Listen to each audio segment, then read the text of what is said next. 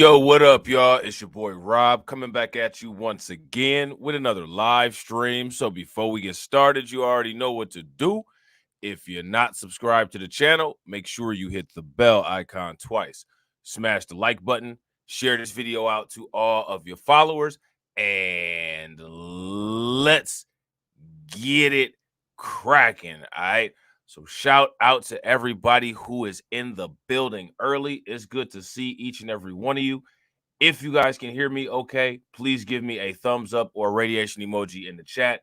If you guys cannot hear me or things are looking kind of weird, give me a thumbs down and I will try to work on it. All right. While you guys are doing that, y'all know what's coming next. Shout out to DSB. Make sure y'all show DSB some love, throw some flames, some radiation emoji, and some ducks in the chat for DSB. Standing on business for 16 months. Appreciate it, bro. I'm standing on business. I'm standing on business. I'm standing on business. Shout out to Brooklyn Queen. Make sure y'all show Brooklyn Queen some love for standing on business for 14 months. I'm standing on business. I'm standing on business. I'm standing on business. Shout out to my man Hurricane IQ for standing on business for 9 months. I'm standing on business. I'm standing on business. I'm standing on business. Shout out to Carlton Way. Shout out to my man Torian Rain. Shout out to Terrence Jackson. Shout out to Al McAllen. Shout out to Miss Nisi. Shout out to Al again. Make sure y'all show Al some love for funding the organization. How do you think that we fund this organization, huh? We're not exactly the March of Dimes. Cash rules everything around me. Cream, get the money. Dollar bill, yo.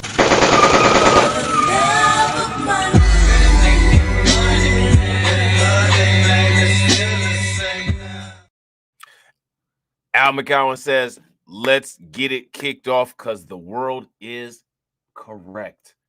Facts. Super facts.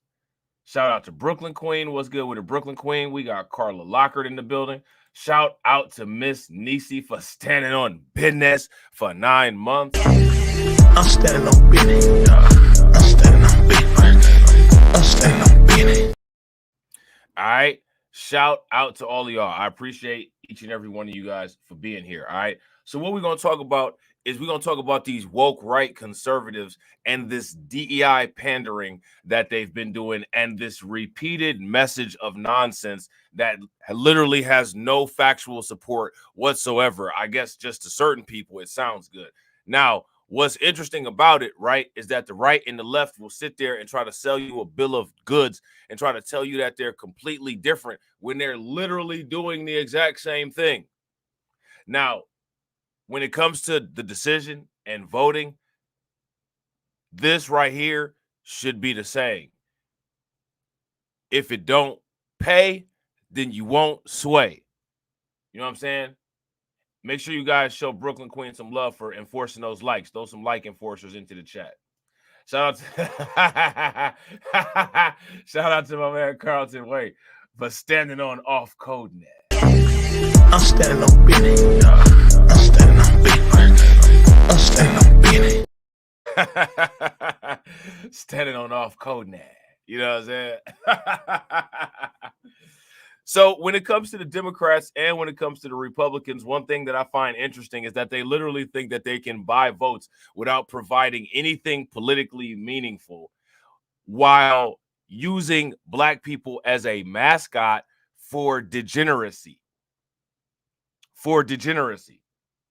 What's interesting about this is that when it comes to both of these parties, you got a bunch of white people parading around in front of a microphone literally saying, quote unquote, why Black people support them so much, yet they never have any authentic Black people saying why they support them so much. And that's probably because most authentic Black people will be like, man, neither one of y'all do anything.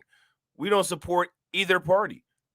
The entire United States has literally been turning its back on us and stabbing us in our backs ever since the country was established. You deny history. You committed human atrocities against us, deny that the situations even occurred. And we look at today and what's going on today. And when it comes to us, literally our history in the country has no bearing on where we are today when it comes to discussions about us. You guys notice that? So when you have both parties that are doing the same thing, what are you supposed to do? Shout out to Val Williams. What's good with it, Val? Why would anybody join a party that sits there and cries about wokeness when all they're doing is creating their own rainbow coalition?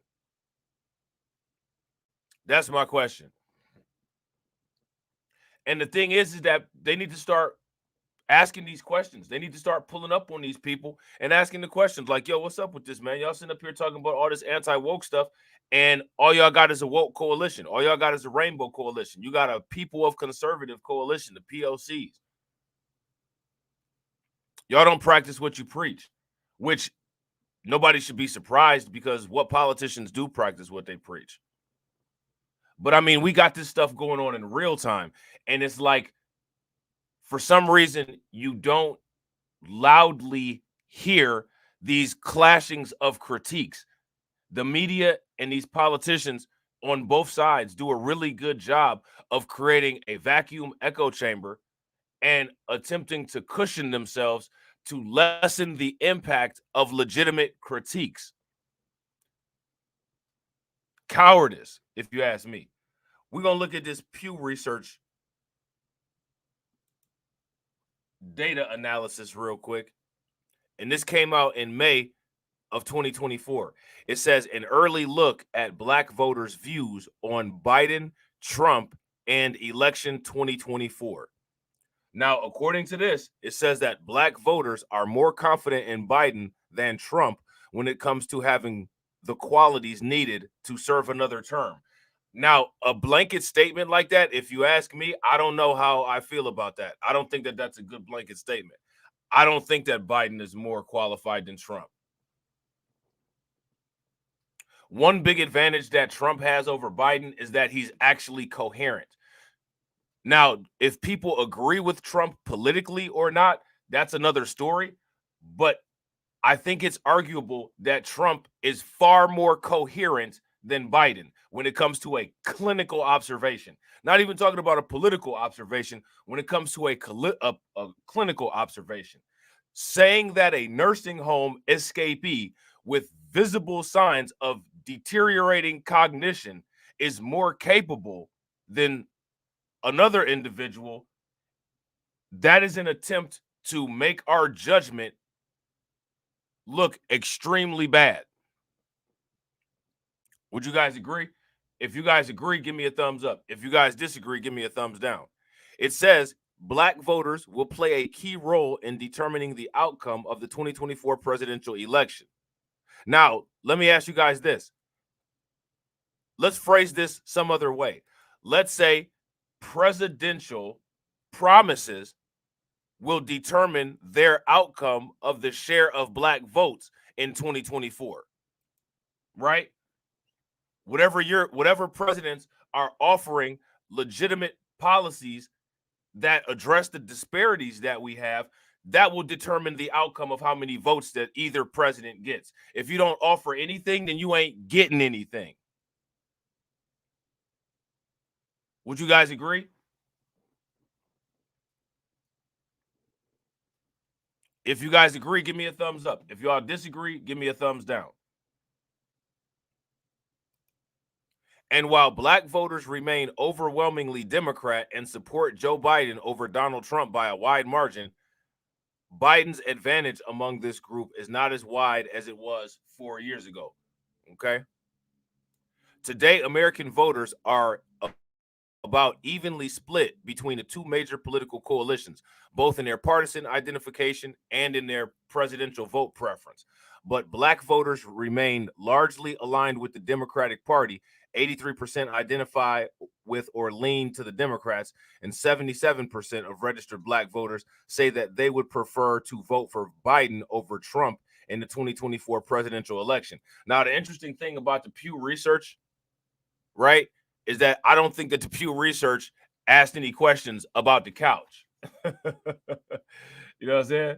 I don't think that the Pew Research asked any questions about the couch, which is important because a lot of people are, you know what I'm saying, talking the couch. Get your couch merch. You know what I'm saying? Shout out to Caldona. What's good with it, Caldona? And shout out to Tone. What's good with it, bro? Real quick, shout out to DSB. Make sure you guys show DSB some love for making sure that I don't end up being broke like homeboy right here. I can't eat. I'm broke, nigga. I'm broke. Silence. Silence. I ain't got no money, pie. Appreciate you, bro. All right. So it says at the same time, black voters are very critical of Trump. Most say he was a poor or terrible president, and many black adults think he broke the law in his alleged efforts to change the outcome of the 2020 election, 65%. Now, the thing is that when it comes to the Pew Research, we can always look at their research methodologies, right? That would be a whole nother stream because that would take a long time. Shout out to Solo T. Okay. But honestly, if you ask me, I don't think that there's a lot of conversations about these particular topics that are being driven on an authentic basis. Basically, when it comes to these type of surveys, it's just a random white person sticking a microphone in somebody's face and kind of coaching them to say stuff, you know, that sounds good for the purposes of the survey. You know what I'm saying? Despite their support for Biden and criticism of Trump, about half of black voters say that they would replace both Biden and Trump with different candidates if they had the ability to decide. This is similar to the share of all voters who say this. So now I want you guys to this is probably one of the most important paragraphs in this article right here. Despite their support for Biden and criticism of Trump, half of black voters said that they would replace Biden and Trump. So for the most part, this paragraph right here is representative of, quote unquote, the couch. Would you guys agree? I don't like Biden. I don't like Trump. Haven't said anything about RFK. Haven't said anything about Cornel West or anybody else who's running. I don't like Biden. I don't like Trump. You know what I'm saying? But now, as soon as we say something like this, well, we got to make sure that we all lives matter it to diminish the effect that a statement like this has when you talk about decreasing Democratic support, because the Democrats have failed generation after generation. The Democrats have failed for 5 to 6 decades. They have failed. They have been incompetent at politically serving our needs. Would you guys agree? So as soon as there's something that comes with a nuance, we got to water it down. We got to, quote unquote, integrate it. Despite their support for Biden and criticism of Trump, about half of black voters, which is 49%, say that they would replace both Biden and Trump with different candidates if they had the ability to decide. This is similar to the share of all voters who say this. All right. So now here goes some historical information. Black voters consistently align with the Democratic Party. Now, I think that should change, right? Black voters should consistently align with their interests only. Would you guys agree? If you guys agree with that, give me a thumbs up. If y'all disagree, give me a thumbs down.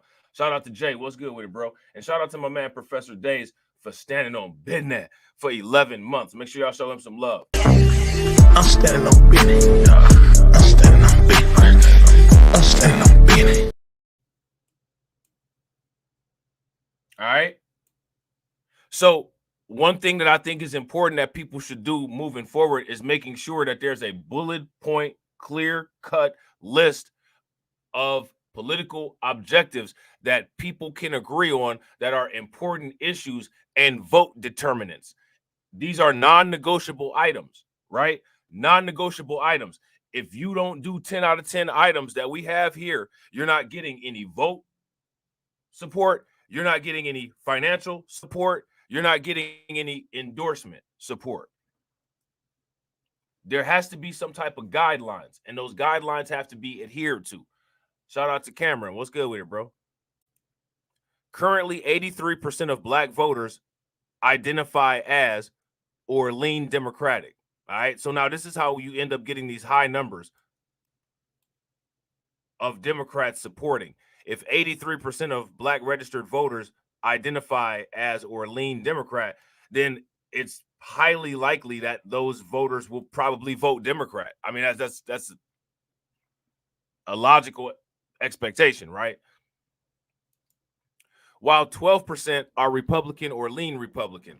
This share is slightly smaller than the 88% who associated with the Democratic Party in 2020. Still, the vast majority of Black voters have consistently aligned and identified with or lean toward the Democratic Party over the last 30 years. So we got a time frame of 3 decades that we can talk about in regards to this article. All right, now let me ask you guys this question. In 3 decades, what have Democrats done to earn a 4th decade of Black voter support? And shout out to Terrence for enforcing those likes. Make sure y'all throw some like enforcers in the chat for Terrence. Appreciate it, bro. Let me ask you guys this question. Is it looking like the Democrats are going to get a 4th decade of Black support? And should they? Have they earned it?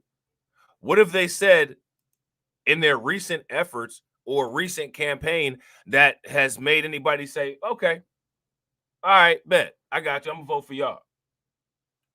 And I wouldn't disagree with that, Jay. That's probably accurate. This is one of the type of things that we should probably research and get some numbers on, right? Jay says, I believe 40% of Black people don't vote. I wouldn't disagree with that at all. Shout out to Miss Nisi. Miss Nisi said, hell to the no. Facts. And shout out to Shamika. Make sure you guys show Shamika some love for standing on business for 12 months. I'm standing on business. I'm standing on business. I'm standing on business. Appreciate you, Shamika. All right. Similar shares of Black men, 81%, and Black women, 84%, are affiliated with or lean towards the Democratic Party. Now, mind you, shout out to Jay. That was a great point that Jay brought up. This is talking about people who are quote unquote registered. If we use Jay's number and we do indeed have 40% of people that aren't registered, that changes this dynamic a lot.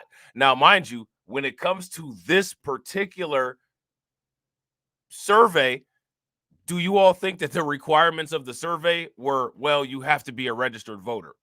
So if the requirements of the survey were possibly you have to be a registered voter, it's pretty obvious why these numbers look the way that they look, right?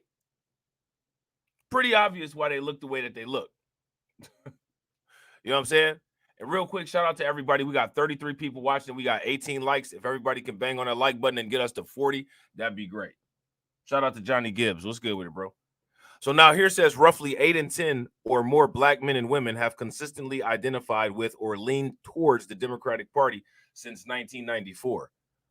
Although the majority of Black voters across education levels are Democrats, there has been a slight decrease in affiliation with the Democratic Party among those with college degrees in recent years. While 93% of Black voters with college degrees identified with or leaned towards the Democratic Party in 2012, that number had increased to 85% or decreased, to 85% in 2020.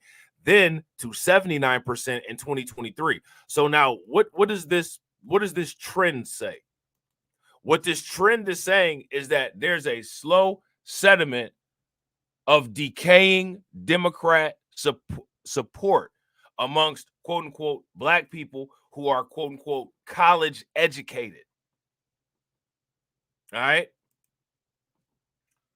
Overall, older voters have tended to be more Republican than younger voters in recent decades, but this is not true for Black voters.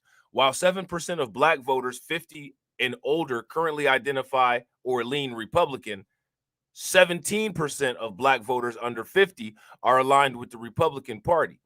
This is not new, as younger Black voters have tended to be more Republican than older Black voters over the last 25 years. Now, here goes my question. Why is that? The reason why I believe is because of lived experience in the United States and understanding of history, understanding the dynamics. When you dig deep into politics, as people start to understand these things, people are going to seek out more opportunities once they realize the Democrat incompetence and the Democrat failures. So as people become more engaged in politics and they look at the ineffectiveness of the Democrats over time, they see how the Democrats have failed their parents, failed their grandparents, start to have a little bit of self-understanding and say, I don't like the way that the Democrats represent me on a public forum, people are going to get turned off to that nonsense and seek other alternatives, whether those alternatives are a different party, i.e. the Republicans, or whether those alternatives are a nice, soft couch. Nobody's playing these games with these people anymore. You know what I'm saying? Black voters prefer Biden in 2024 election, but some would replace with both candidates. Now, mind you, we already talked about this earlier, and it said that 50% would rather support. So 50% is a little bit more than some, wouldn't you say? A little bit more than some. Earlier, they referenced it as half. You know what I'm saying? When it comes to the significance of the 2024 presidential election's outcome, 55% of Black voters say it really matters who wins. What does that mean? The other 55? What does that mean? The other 45 believe. Fewer say it doesn't matter, 17%, or some are in between with 28% in their views of the upcoming election's importance. Now, what's interesting about it is that these people that are Black pilled, that say that this election doesn't matter, they're not really asking these people too much or expanding on why they feel that way. Why do you all think that is? They only care about the people that say we're gonna vote Biden, we're gonna vote Trump. They don't care about the people that's like, man, screw this. Those are the people that they really should be worried about, because those are the people that are the most irritated. And usually the people that are the most irritated, when they take a break from politics, they're starting to strategize extra political means. You know what I'm saying? Now they talk about Black voter preference. As of April 2024, the majority of Black voters say they would vote for or lean towards Joe Biden. I don't think that that's a good thing. Fewer say they would vote for or lean towards Donald Trump, 18%. I think that the Joe Biden numbers and the Donald Trump numbers should look more similar. I think it should be 18% across the board. Donald Trump should have 18% and Joe Biden should have 18%. So when it sounds like I'm going in on Biden and I'm not really saying too much about Trump, the reason I'm not saying too much about Trump is because the low Trump numbers should be the same as the Biden numbers. The Biden numbers are way inflated. They're way too high. Why are people giving away their vote time and effort for free? Biden should have the same minuscule support that Trump has. You know what I'm saying? And honestly, what needs to be going on is that people should be figuring out what type of extra political means would be the most effective at attacking those disparities that we have, that will be able to make us more competitive with the rest of the public, instead of dealing with this, which all these people want to do is parade and use people as a mascot. And if they want to sit there and say that they're not using people as a mascot, we got 4 decades of evidence that say otherwise. You know what I'm saying? Among all registered voters, 49% favor Trump, while 48% support Biden. The wide margin between Black voters' preference for Democrat candidates over Republican candidates is nothing new. In 2016, there was an 85 percentage point difference in the share of Black voters who voted for Hillary Clinton, which she got 91%. She got 91% of the vote over Trump, who got 6%. And in 2020, Biden had 92%, and he had a wide advantage over Trump, who got 8% among Black voters. Again, we got to ask this question: why are people living life on repeat and continuing to do the same thing? Shout out to James Sumler. What's good with it, bro? Why are people doing the same thing? I wish we could get some of those same thing people in here and have them explain that to us. Like, why do you all insist on doing the same thing? Why do you not insist on political evolution? Let me ask you guys this question. What does a political evolution look like? What does that look like? Does it look like Joe Biden getting some ridiculous amount of support? This is ridiculous. All these decades of above 75% support, you literally completely take away all of your leverage by doing something like that. That is not the art of the deal.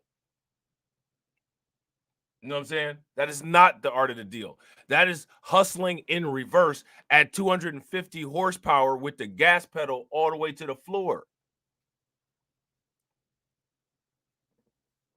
And see, and this shout out to Hurricane, that's evolution.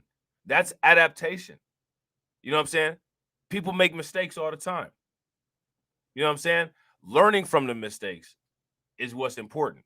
Shout out to Hurricane. Hurricane says, I'm not afraid to say it. I voted for Hillary the first time. I've learned since then. I will never make that mistake again. Not mad at that. And I got to agree with Torian. Torian says, I think it's safe to say, based on that 49%, they are definitely hearing us loud and clear, as much as they're trying to ignore it. As much as they're trying to ignore it. You know what I'm saying? In fact, shout out to Ms. Nisi. Ms. Nisi says the definition of insanity, voting for Democrats for years and nothing. Facts. Facts. If y'all agree with Ms. Nisi, give me a thumbs up. If y'all disagree, give me a thumbs down. That's facts. You know what I'm saying? Shout out to JD Informant. JD Informant said, Blacklight, have you heard of the Defiant Lawyers channel?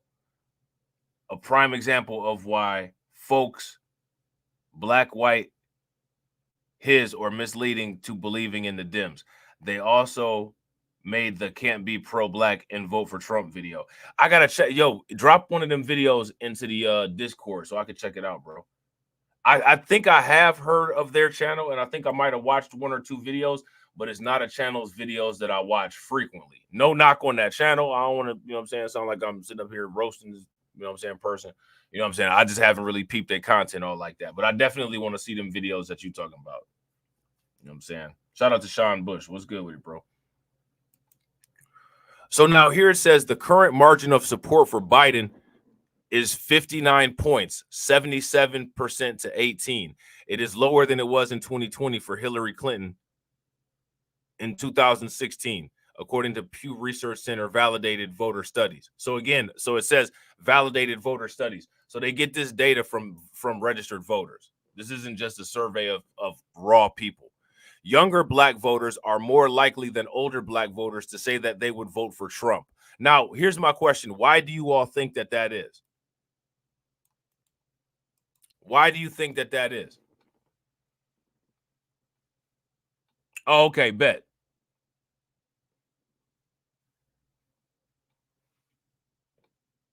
I think that younger people are less afraid of change than older people. And I think that younger people also have more access to more powerful technology and are able to use that more powerful technology to be able to get information quicker and analyze information quicker. And I think that your voters probably are more flexible with their thought process.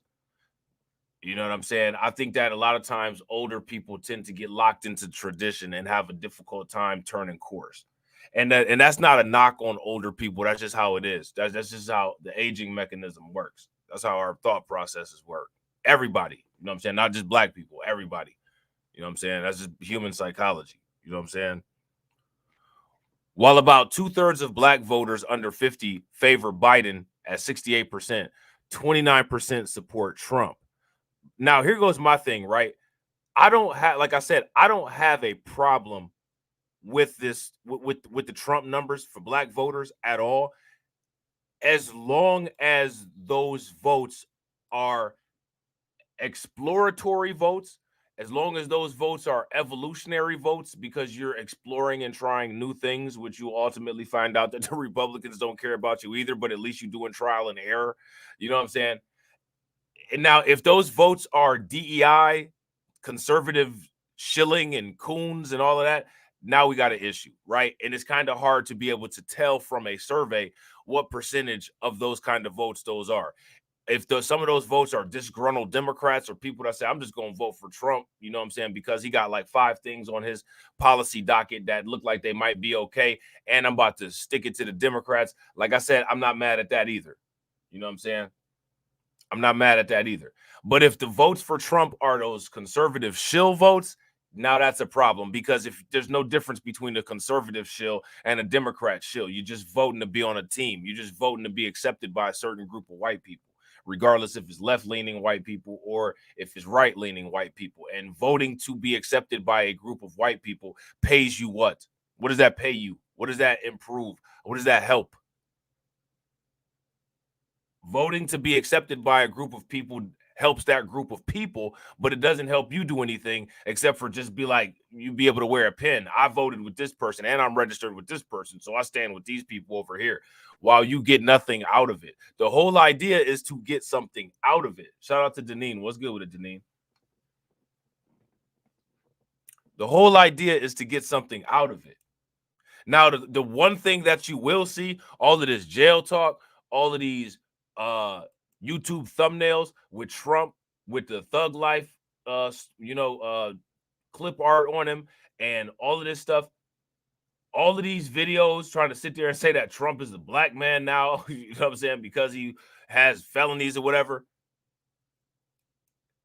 None of those videos show anything that Trump offers to black people. Nothing. Nothing. You know what I'm saying?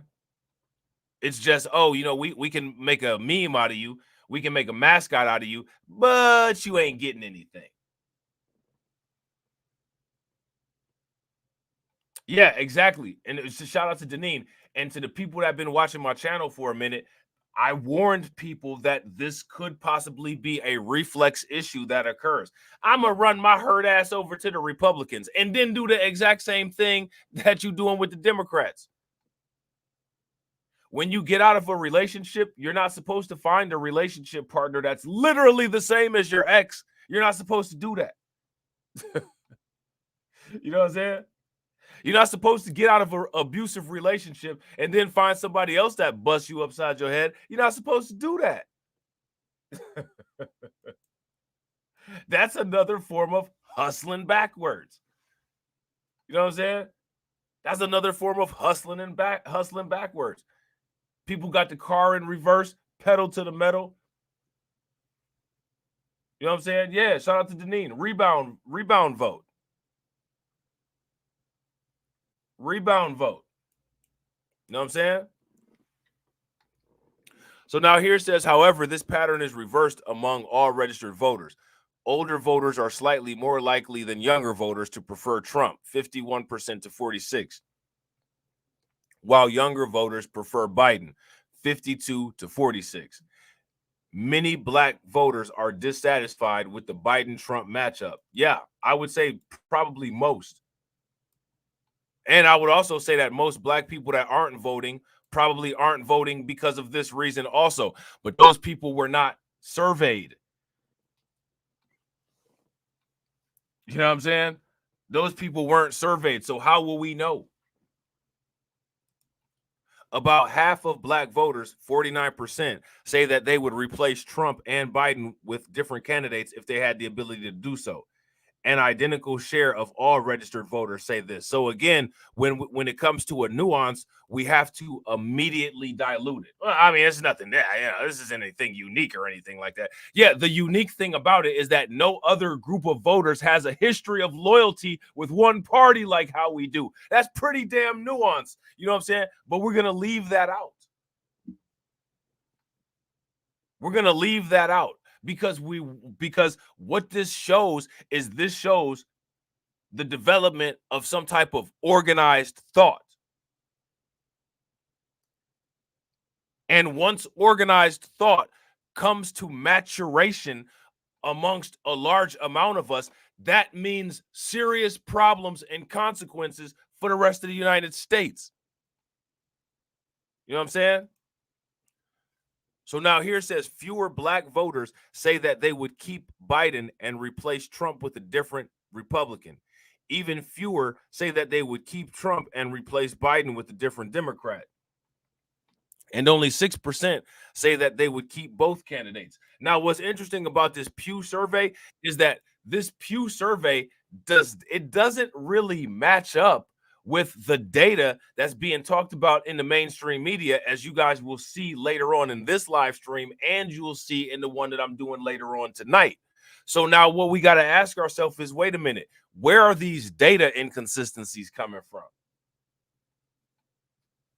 And what's the purpose or point of these data inconsistencies? Why is there so much inconsistency? Like the rest of U.S. voters, black voters differ on this question by age and education. Younger black voters who are 57 are more likely than older black voters, 37%, to say both candidates should be replaced. All right. So again, we have the younger voters with the nuance, right? Yeah, we don't like how things are. We want to have more self-determination. So what it seems like is that when it comes to younger black voters, there's more of a trend towards not taking what they're given. We're gonna set our own demands. We don't like the people that you put in front of us. We want to choose our own people. Shout out to the younger black voters for not being NPCs. You know what I'm saying? And a larger share of older black voters than young black voters say they would keep Biden and replace Trump. 42% versus 22%. Nearly 60% of black voters with a college degree say that they would replace both candidates if they had the ability, while 45% of those without a degree say the same thing. Black voters' views on Biden and Trump as presidents, all right? A majority of black Americans, 55%, approve of the way Joe Biden is handling his job as president. Really?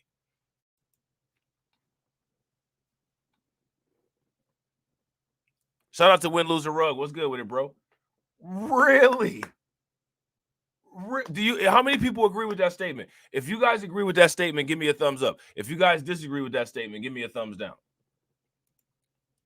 This is a shift from a January of 2024 Pew Research Center survey when black adults were evenly split in their rating of Biden's job performance, 49% disapproved and 48% approved. So what I want people to understand is that when it comes to these approval ratings, right, Biden's approval rating continues to decrease.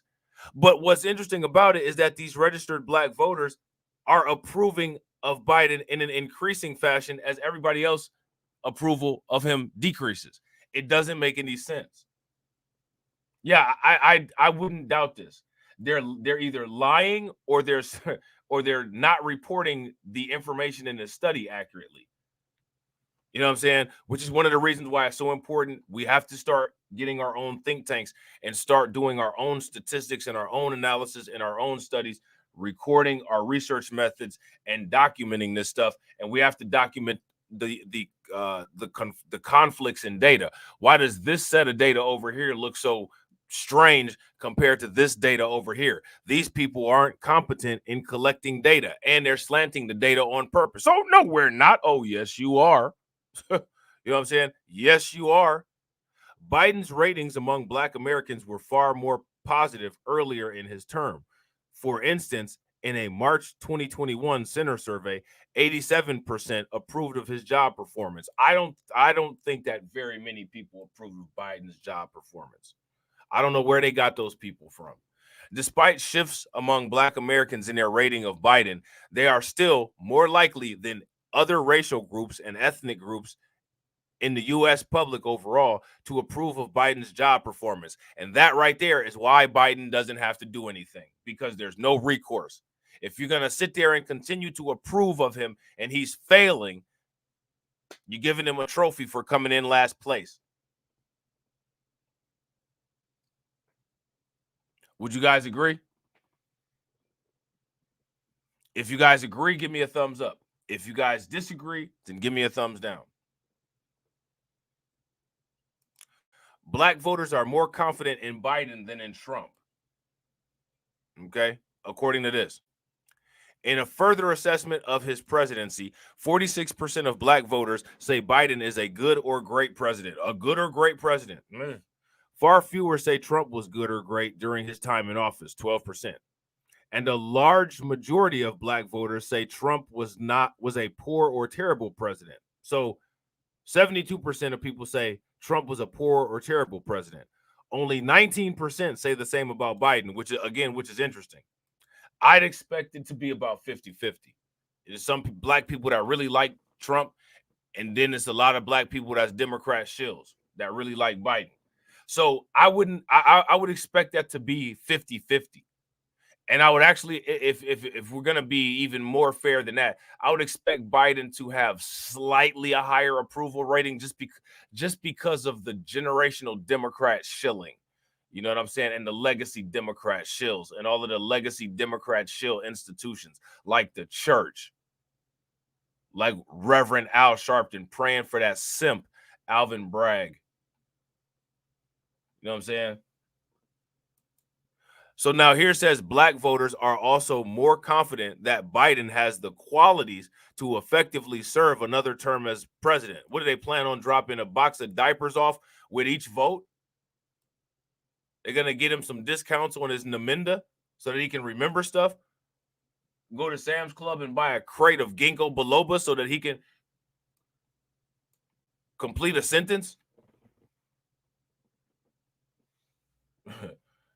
Right. Exactly. Shout out to Terrence. You ain't black. This is ridiculous. This is ridiculous. You ain't black. Unbelievable. You ain't black. You know what I'm saying? And your son smokes crack. Listen, if the Democrats ever say something crazy like, well, Biden can relate to the black community because he has a son that deals with crack, I'm done. I'm done for real, for real. I'm done for real, for real. I'm shutting down shop. I'm shutting down shop, man. I'm closing it all down. Stop, drop, shut it down, close down shop. Oh, no. That's why I got to go. That's what they'll do. They'll do it. If that happens, Biden needs to be roasted.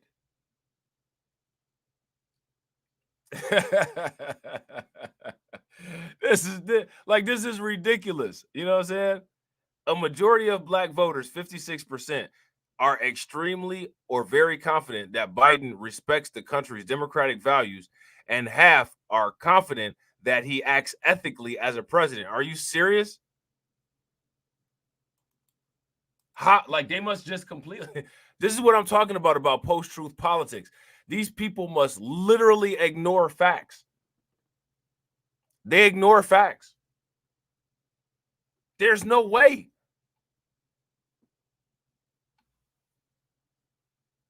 You know what I'm saying?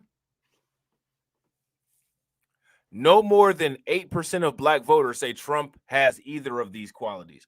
Although most black voters don't express much confidence about the mental and physical fitness of either Trump or Biden, they are more confident in Biden. I disagree with that.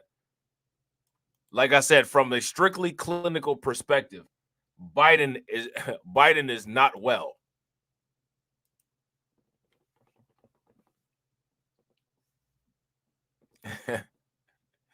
Biden is not well. Who's sitting up there saying that Biden is cognitively well? This guy's a genius. Who's saying that? Who is saying that? Everybody knows that if they had elderly people in their family that started talking like Joe Biden, to the nursing home you go. Shout out to DeAndre. What's good with it, bro? To the nursing home you go. You know what I'm saying? Make sure you guys throw some like enforcers in the chat for DeAndre. Enforcing those likes. Appreciate it, bro. Who's sitting up here saying we're confident in Joe Biden's abilities? The only thing that I'm confident in Joe Biden's ability to do is create long reels of bloopers. I'm extremely confident in Biden's ability to create long reels of blooper content, but I'm not confident in his ability to do much else. I'm not. You know what I'm saying? About a third of black voters, 34%, say Biden has the mental fitness needed to serve another president. How dare you say that? And 26% say the same about his physical fitness. He can't even stand up. I guarantee you that Joe Biden has the record of falls that a president has taken. How many of you all think that Joe Biden has fallen more than any other president? I mean, come on, man. Only about 1 in 10 say this about Trump. As much as I got issues with Trump, I think that he's more healthy mentally and physically than Joe Biden. I mean, that, you know what I'm saying? If people want to take that as you're supporting Trump, whatever. You know what I'm saying? I mean, I'm clearly not, but I think that Trump is far more coherent than Joe Biden. You know what I'm saying? Literally nobody misinterprets the offensive stuff that Trump purposely says, which means that he can coherently speak. You know what I'm saying? Biden will attempt to be offensive and can't even get the sentence out properly, and it just sounds like plebiscite babble. They need to start calling Joe Biden plebiscite Biden. Talentless, scandalous, plebiscite babbling. Talentless, scantless, plebiscite Biden.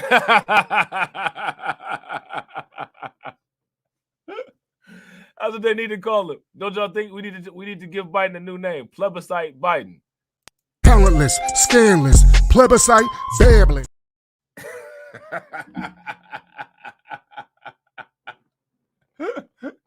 Oh man, it's crazy, man. Black voters are more likely than any other racial and ethnic group and the general public overall to say that Biden has the mental and physical fitness to serve another term. Please stop doing that. Please. Whoever these black people are that they talking about in this Pew Research article, please stop doing that. Shout out to everybody in this chat. We are all asking you to please stop. Please.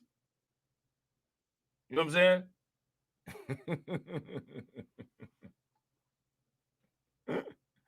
You know what I'm saying? Yeah, facts. Shout out to Denise. Denise says 45 coherent, maybe. Con artist, liar, absolutely. Facts. Now check this out. Coherent, maybe, is more coherent than Biden, not at all. You know what I'm saying? Biden is not coherent whatsoever. Not coherent whatsoever. You know what I'm saying? Shout out to DeAndre. That's a perfect description. DeAndre says Biden talks like when you go to the dentist and they shoot Novocaine into your gums to numb them. Yeah. Yeah, fact. Yeah.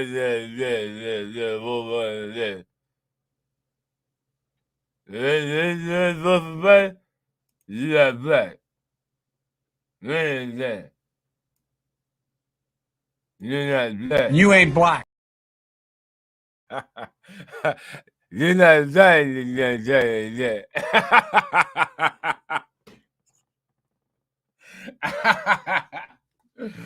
Oh man, he sound like he just woke up from anesthesia all the time. You know what I'm saying? It's ridiculous. And people sit up here saying this dude is competent. Like, come on, man. You know what I'm saying? Trump's election-related criminal charges. Beyond their critical views about Trump as president, the majority of Black Americans, 65%, also believe he broke the law in an effort to change the outcome of the 2020 election. They are more likely than other racial and ethnic groups and U.S. public, 45% overall, to hold this view. Okay? Black Americans' political priorities. So now we're going to hear these people tell us what our political priorities are. Now they got these bar graphs over here. Improving education. That's it. Strengthening economy. That's it. Through reparations, right? Making Social Security financially sound. Nobody care about no damn Social Security. Reducing healthcare costs. Dealing with problems of poor people. What are they talking about? Don't nobody care about none of that nonsense. Shout out to my man Grind and Motivate. What's good with you, bro? Nobody care about none of this nonsense. know what I'm saying? Where they get this list from? They went straight to a church and asked a bunch of people, what are your issues? Well, improving the education because the young kids are so damn stupid out here. We got to have a good American economy, strengthen the economy. Got to make Social Security financially sound because I got to have my Social Security now. Reducing healthcare costs because my arthritis and I got the gout. Dealing with the problems of the poor folk. Man, if y'all don't shut y'all, if y'all don't shut up with this nonsense. Shout out to John Guillory. What's good with it? Where do they find these people to say such robotic answers? Dealing with the problem of the poor folk now. Man, if you don't go somewhere with that nonsense.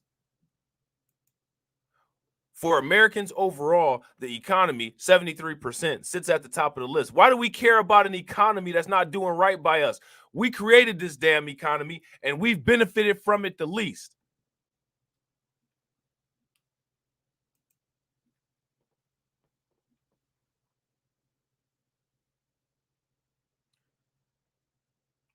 Shout out to Noob Glory. Noob Glory says, salute Black Light Revelations 2. It's time for a real Black American man to be elected to the highest office of the land, president and or vice president. Tim Scott will be a good VP for Trump. Who-wee. Who-wee. We got a Tim Scott clip that's coming up towards the end. You know what I'm saying? More food programs to assist with JOBs. You know what I'm saying? However, for Black Americans, improving the education system, 79%, and ensuring Social Security is financially sound are just as important as strengthening the economy. Literally, nobody cares about any of this nonsense. No one cares about any of this nonsense. Hey, we don't work, remember? We're all lazy. We don't do shit. People that don't do shit don't get Social Security. Because you have to pay into Social Security from your job. You know what I'm saying? Strengthen the economy, how? How does strengthen the economy help us? The economy has never helped us. We constantly have restricted access to the economy.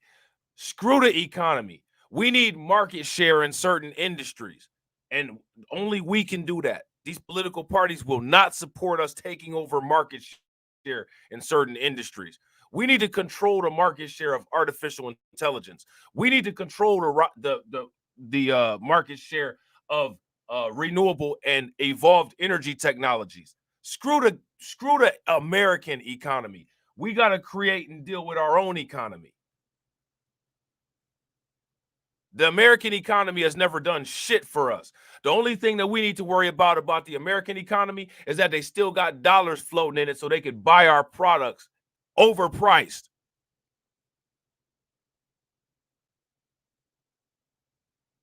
Would you guys agree? If you guys agree, give me a thumbs up. If you guys disagree, give me a thumbs down.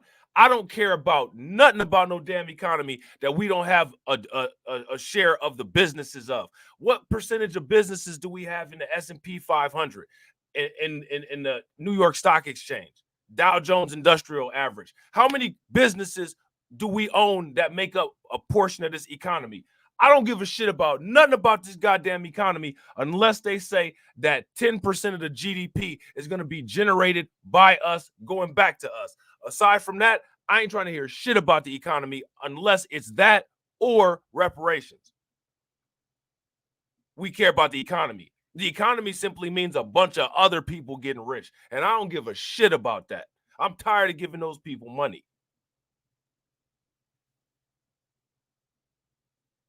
We care about the economy. Why? Why does anybody care about the economy? What are you supplying the economy? What is the consumer base of America demanding from you? Nothing except for our money for free and not even get shit. The economy is the exact same as politics. They want us to give us money. They want us to give them money for free. They want us to give them votes for free. You know what I'm saying? Shout out to Noob Glory. Noob Glory says non-Trump Republicans with the tacit approval of Democrats created the Black American men are lazy myth to justify replacing us in the workforce with both legal and illegal immigrants. Listen, as far as the replacing us in the workforce, that really doesn't help the economy because the illegal immigrants are replacing us in low-level, low-tier jobs. Now, there are a lot of immigrants that are coming over from different places that go into artificial intelligence, AI, software creation, electrical engineering, and different career fields like that.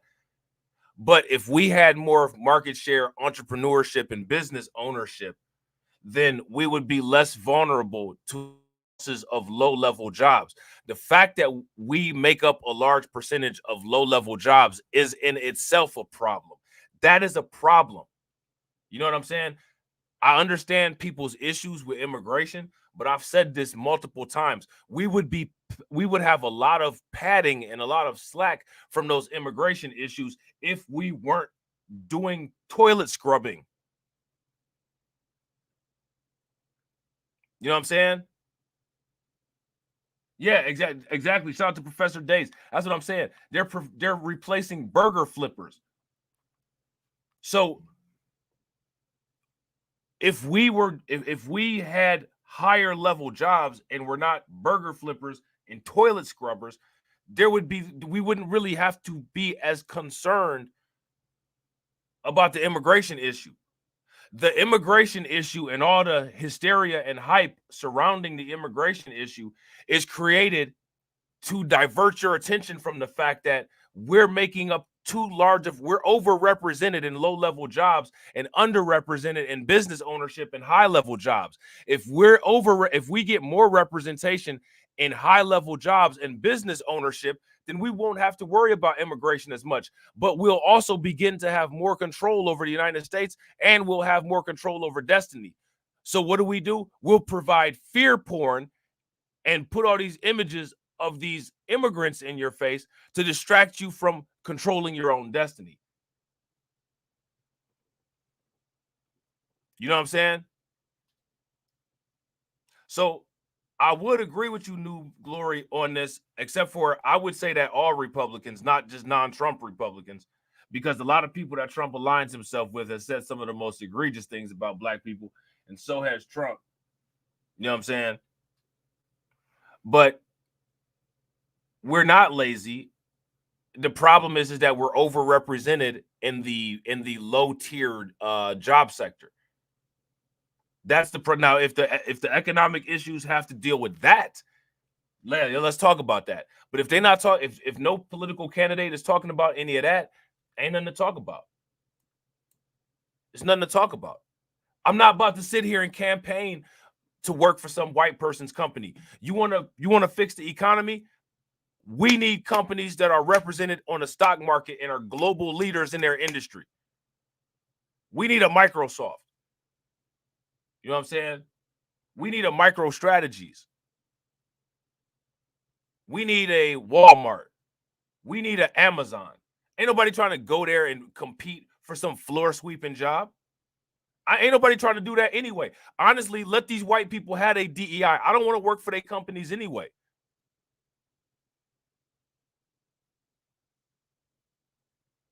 I understand the rules of the game. I understand that if you build a company, you want to be able to hire whoever you want to. Go ahead and hire whoever you want to then. I don't want y'all blaming me for your faulty products. I don't want white people blaming me because they can't stop crashing planes. I don't want that. You know what I'm saying? I don't want that. So if they got an issue with DEI, let them go in and keep the issues with DEI. Let's deal with the economy through building our own businesses and becoming industry leaders where we have more leverage and more weighted average ability to be able to monetarily influence politics instead of through votes like other people do. Because there's other people, you know what I'm saying, that monetarily influence politics, and then you kind of get removed a little bit from the voting system.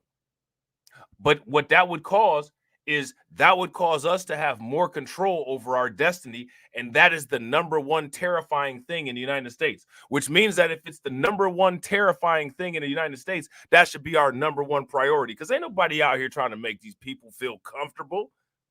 That, you know what I'm saying? Like, these people comfort ain't my responsibility. My responsibility is my comfort. You know what I'm saying? I ain't out here to take no bullets for nobody else. I ain't out here to take no hits for nobody else. I'm out here to take hits for me. Oh, we got to do this to take care of poor people. Man, listen, even if I got $5, $6, $7 billion in the bank, I ain't thinking about no poor people. I'm thinking about doubling my money. And I would advise other people to start taking that mindset too. We do not have to be the moral fabric of anything. Look at where that's gotten us so far. People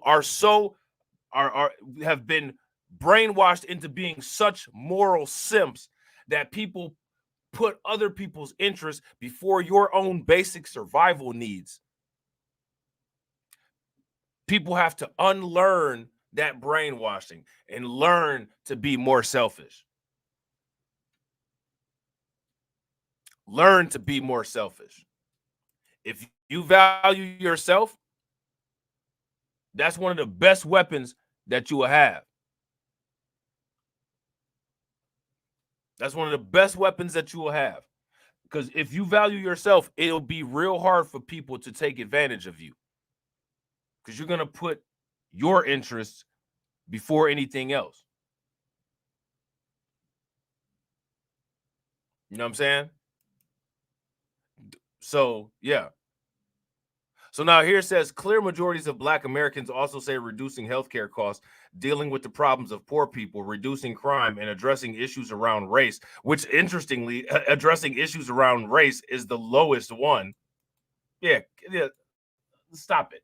You know what I'm saying? And then foreign policy priorities. When it comes to international issues, most Black Americans say that it's important for President Biden to focus on domestic policy than foreign policy. Yet and still, a bunch of white people and a bunch of conservatives say that Black people are not patriotic. But even left-leaning Black people say at an 82% rate, it's more important for Biden to focus on domestic policy than on foreign policy. Domestic policy means America first, right? So what this is basically saying is that there's people that are voting, you're operating with dyslexia. Biden's not going to be an American first president. No Democrat's going to be an American first president. So why are you expecting America first policies out of foreign compromised candidates and political parties? Somebody make it make sense. Most adults in the U.S. share this view, with 83% saying domestic policy is more important. Yet Biden is the president currently. You know what I'm saying? Not the dude that had the America First campaign. So again, we're dealing with post-truth politics. We talked about post-truth politics in the stream that we did yesterday, where we took a look at that debate that the Hodge twins did against Destiny about LGBTQ. And we see post-truth politics playing out here. I mean, you literally have people that claim that they prioritize domestic policy, and then they vote for a Democrat. Make it make sense. You know what I'm saying? Shout out to Miss Nisi. Make sure you guys show Miss Nisi some love. Throw some flames, some radiation emoji, and some ducks in the chat for Miss Nisi for funding the organization. How do you think that we fund this organization, huh? We're not exactly the March of Dimes. Cash rules everything around me. Cream, get the money. Dollar, dollar bill, yo.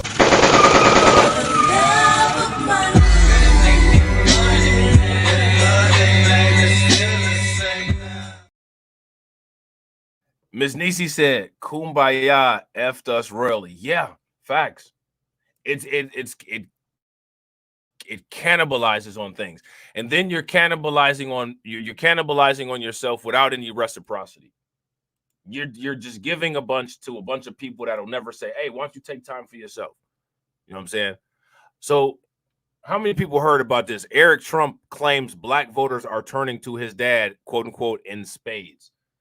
Now, That's not what that survey said.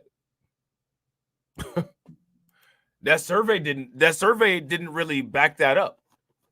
So where is he getting that at? Where is anybody getting these claims at? They're just running to my dad in spades. Really? What information are you using that's saying that?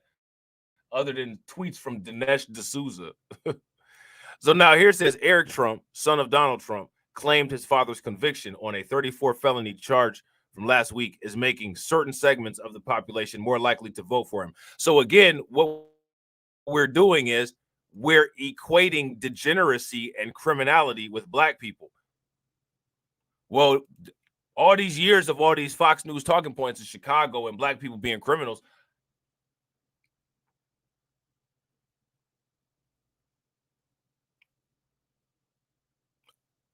guess they better be happy that, quote unquote, their thoughts of us are that we're criminals. They having these false expectations of us voting. Right. And then there's that. There's the issue of the quote unquote spades. So I guess Donald Trump is the king of spades. Very interesting word choice. Very interesting. You know what I'm saying? This is interesting, you know. For the first time, they realized that the system's coming down and that he's the victim. He's the victim that oftentimes some of their communities were. Well, why did you ignore it this entire time? Let people spend their entire political careers saying that these things aren't true. And then as soon as Donald Trump is suffering from an issue, it's true. It's true. Oh, you blacks. Yeah, no. People got to have some self-respect and a backbone to be able to say, man, listen, scram. So many people, man, listen, one thing that I got to say, you know what I'm saying? Shout out to Mr. King. I can't stand people's expectation of people just giving us a warm hug. Man, we don't need no hug. We don't need anybody to like us.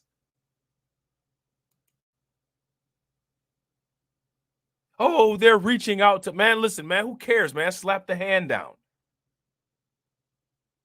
If somebody reaches out to you with a self-denigrating message, tell them to take that message, roll it up, and shove it up their ass till their elbows.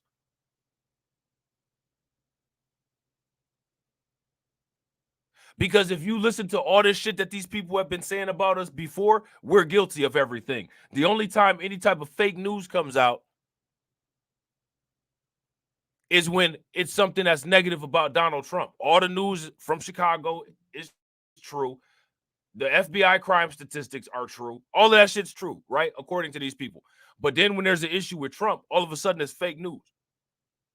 Just like how racism is fake news. But now, wait a minute. All of a sudden, we're acknowledging it because it happened to your dad? Man, don't nobody care about your dad.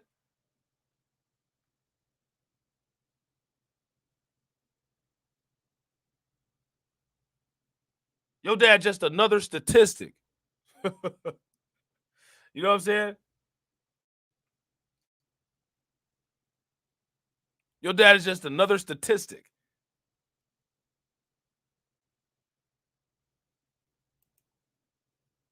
So it says for the first time, and this is the first time black people realize that the system is coming down. That's interesting. Really, after we sat there and watched your community murder Martin Luther King, as well as a bunch of other people. This is the first time. He told Fox News host Maria Bartiromo on Sunday, you see them guys swinging. Look at the African-American vote, right? It's swinging over to Donald Trump in spades. And again, we just looked at the vote based on the Pew survey, and that didn't support this claim. But yet this is on the news without a fact check.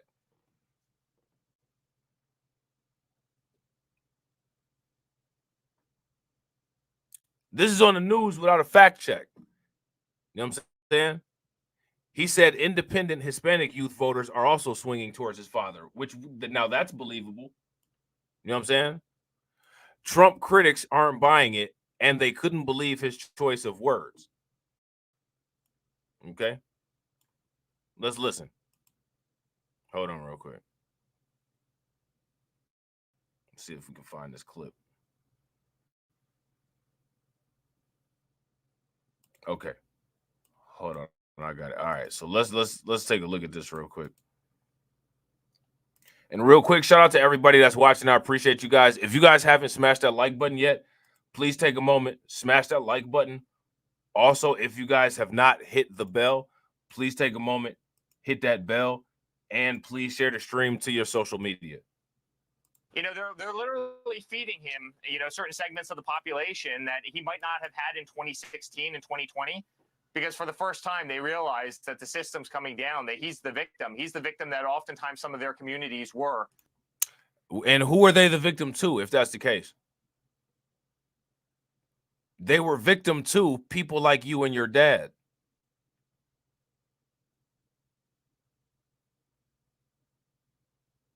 This is the highest degree of nonsense. This is sanctimony. You guys remember on the Transformers movie when Galvatron deleted Starscream and he said that his leadership ceremony was bad comedy? That's exactly what this is, bad comedy. And again, they're associating us with criminality. So what this is saying, this is what they see you as.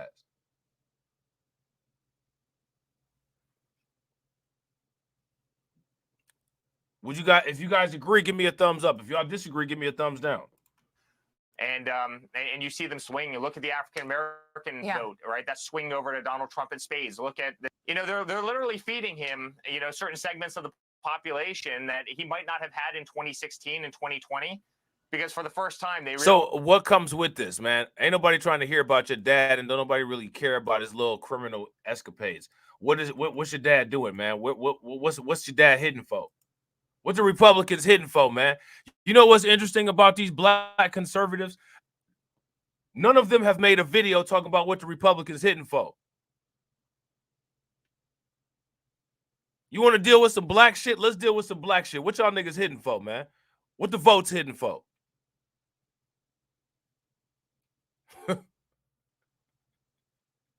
Now go to Urban Dictionary and look up what that means and then come back with some answers. You know what I'm saying? They talk about everything except for what voting for him is hitting for. You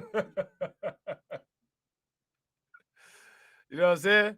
So they put the Urban Dictionary definition of spades up here. And these just a bunch of tweets. All right. But yeah, the main point here is that the survey that we went over in the beginning, it doesn't support the claim. It doesn't support the claim. You know what I'm saying? So again, we got Axios equating black people with criminality. Okay? Axios is equating black people with criminality. Guilty verdict fuels Trump's push for black voters. How many people feel honored that Trump says, you degenerate folks, we have something in common because I spent the last year in a courtroom the same way you people do. Us people don't spend half a year in a courtroom. You know what I'm saying? A lot of us don't even make it to a courtroom. A lot of us are not criminals. But this, let me ask y'all this. Who should be accountable for this speech? Should we put the accountability on Republicans, or should we put the accountability on white people, or should we put it on both? Trump is speaking for white people, and Trump is speaking for Republicans. Who he's speaking for? Real quick, shout out to everybody. We got 37 people watching, and we got 50 likes. If everybody could take a moment, smash that like button. Let's try to get to 87 likes. If you guys haven't shared the stream, take a moment also, and please share the stream. Yeah, I got to agree with Deneen. This is disgusting. This is disgusting.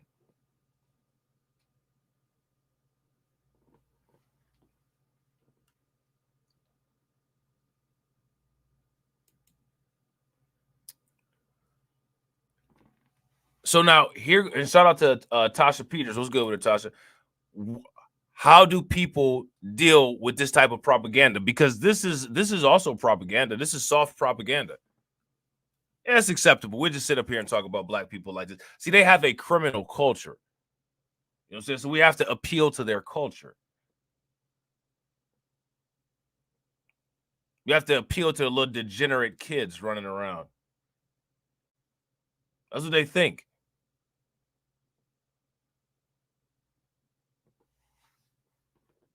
You know what I'm saying?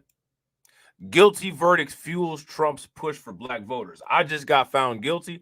I'm gonna go talk to these black people that understand me. Oh, we understand you. We understand that you come from a racist background. We understand that you're a stone cold degenerate. You know what I'm saying? We understand all of that. Yeah, we got you. You know what I'm saying? We got you, bro. Donald Trump's team has stepped up its pitch to black voters in the days since his conviction on 34 felony counts, claiming the real estate mogul and black communities share a frustration over an unfair justice system, which they've literally done nothing to help with. They've done nothing except for said that this isn't true. Yeah, we don't share anything at all. I don't care about none of this shit. What the vote's hitting for? What the vote's hitting for? This is the highest order of pandering. And it's degrading too. This is literally handing you a cup of piss and saying that it's lemonade. And people and the white people on Twitter are mad that you're not drinking it. You know what I'm saying? Why does it matter? It's the latest example of Trump's campaign using bad legal news to feed the ex-president's familiar theme that he's a victim of political persecution. Now that's the biggest priority, not the fact that he's literally using a racist trope.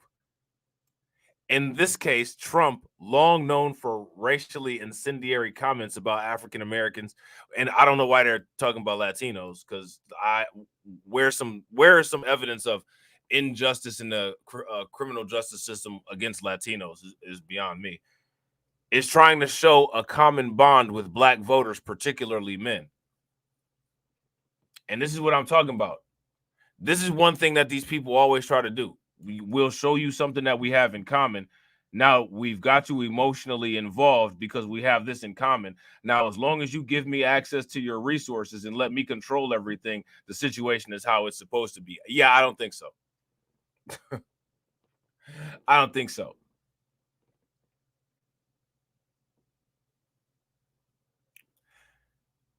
Anybody that falls for this needs to stay on the floor.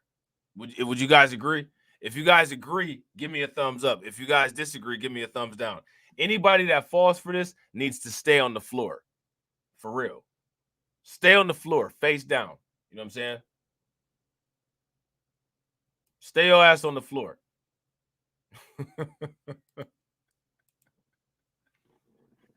If you fall for this nonsense, you need to stay your ass on the floor. For real.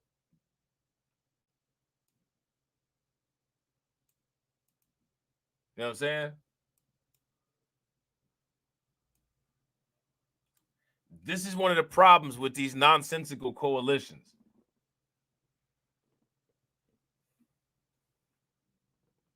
All right. President Biden's and other Democrats have ridiculed this strategy, which is hilarious. They have no business talking. As a matter of fact, they probably learned this strategy from the Democrats.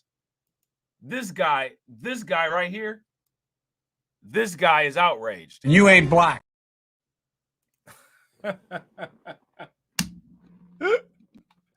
That's the guy that's outraged. If you don't sit your senile ass down somewhere.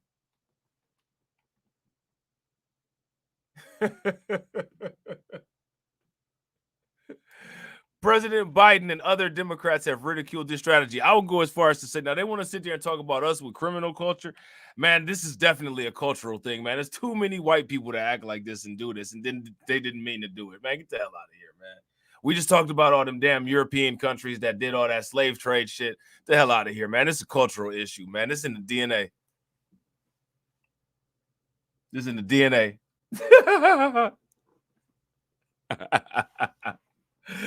Like going somewhere with this nonsense.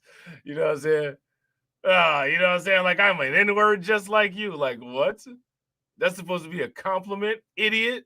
You know what I'm saying? Yeah, he said that clear as day, didn't he? Sound like some blood started circulating through his thick ass head, didn't it? You ain't black. Yeah, that was the moment of clarity for that old racist clown. Somebody's granddad. You know what I'm saying? Hunter Biden's dad. That's Hunter's dad. You know, that's what we need to start calling Joe Biden. That's Hunter's dad. Oh, dysfunctional family having ass motherfucker. You know what I'm saying? The hell? Oh, man. So now here it says President Biden and other Democrats have ridiculed the strategy. Hey, we were supposed to do that first. We bought 10 crates of fried chicken, and here comes Trump with the gold chains, damn it. That's the only thing that they're mad about. They had a fried chicken rollout that they planned on doing. You know what I'm saying? And they mad because Trump came, you know what I'm saying, with the thug life shit. They mad because Trump came with the thug life shit first. The Democrats had a whole fried chicken rollout that they had planned on doing with their ignorant asses.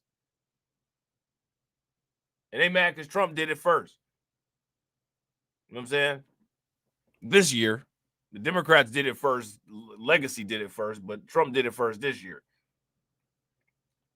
With Biden saying last week that Trump is pandering and peddling lies and stereotypes for your votes so that he can win for himself, not for you. You mean like fried chicken and hot sauce in your purse type shit? You mean like that? What's the difference between a Democrat and a Republican, y'all?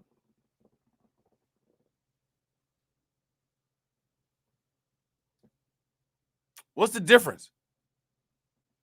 You see, the one thing that's similar about the Democrats and Republicans is that they share the same views about us. We need to stop talking about these people as if they're different. They don't talk about us like we're different. So why do we give them the grace of talking about them like they're different when they're not?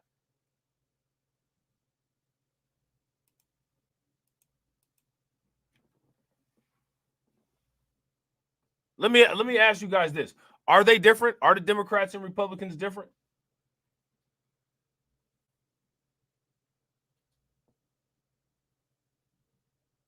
If they're different, tell me what the differences are in regards to how they deal with us.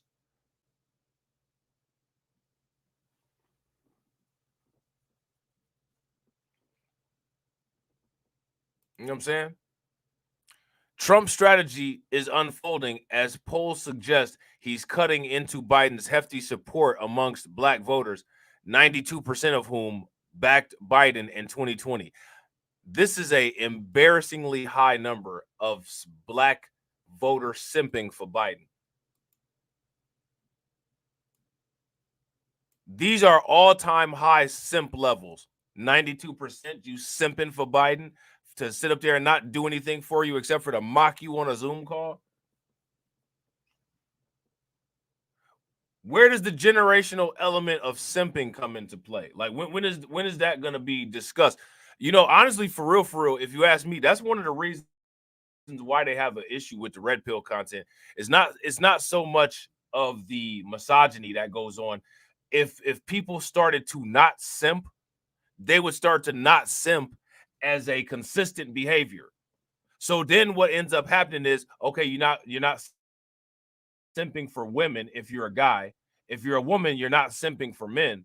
But then all of a sudden you stop simping for everybody else. You stop simping for Palestine like Sabby Sabs and then progressives is over there doing. Like Sabby Sabs and Breonna Joy Gray. You stop simping for Palestine. You know what I'm saying?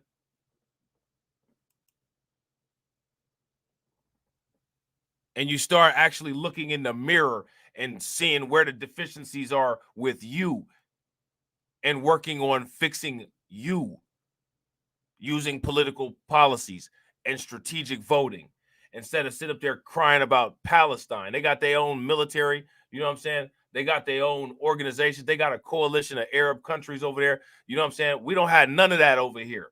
And you sit up there simping for Palestine. The fuck out of here with that bullshit. What does that progress anything towards? That's supposed to be progressive politics. What is that progressing us towards? The fuck out of here with that Palestine shit.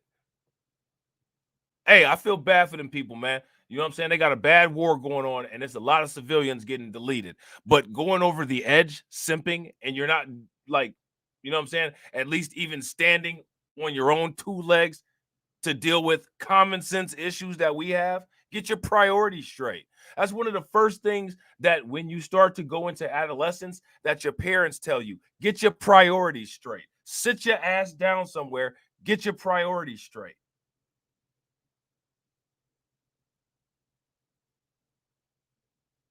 You running around wanting to go to parties, you running around want to hang out with a bunch of women. Get your priorities straight. Sit your ass down, get your grades together, get accepted into a college, finish college, get good grades, secure a career. Now go have fun. How the hell can you even simp for somebody else if you don't have nothing to give them? You want to simp for Palestine? That's cool. Go ahead and simp for Palestine. What you going to give them besides your mouth?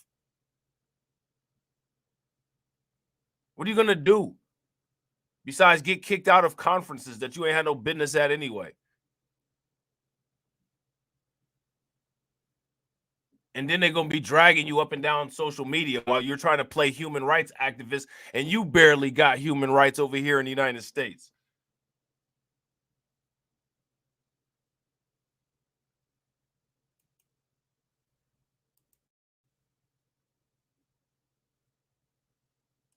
Like, somebody make that make sense.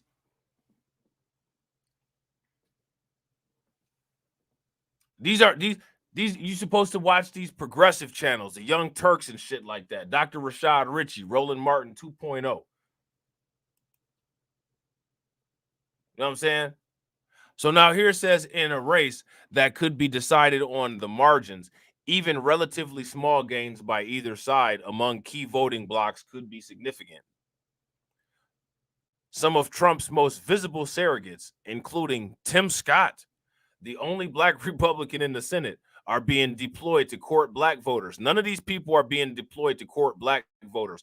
All of these people are being deployed to go talk to white people about black people.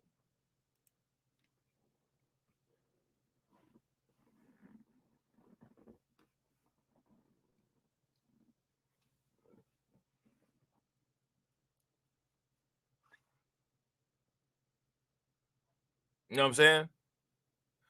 How many people have seen Tim Scott walking around through? Listen, I drove through the hood this morning. I didn't see Tim Scott. I saw a lot of stuff going on, but I didn't see Tim Scott though. You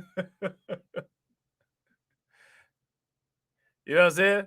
Where was Tim Scott at? I didn't see him. He wasn't in my hood this morning. It was just a bad shootout on the other side of town too. Trump liked to relate to gangster shit. I didn't see Trump on the east side. It was a shootout. You know what I'm saying? I think one person ended up dying and 27 people got shot. I ain't see Trump over there. Keeping it gully. You know what I'm saying? We can relate. Whatever, dude. You know what I'm saying? The reasons we're seeing so many African Americans come into the campaign, two big things: jobs and justice. Where's the justice? And we don't want jobs. We want ownership. Just because you're a descendant of slaves and you're on that Sambo side of the descendant, Tim Scott, you know what I'm saying? You a descendant of Sambos. You know what I'm saying? We're a descendant of slaves. You know what I'm saying? Tim Scott is ADOS, an American descendant of Sambo. You know what I'm saying? We don't want jobs, motherfucker. We don't want to go on another plantation. We want ownerships.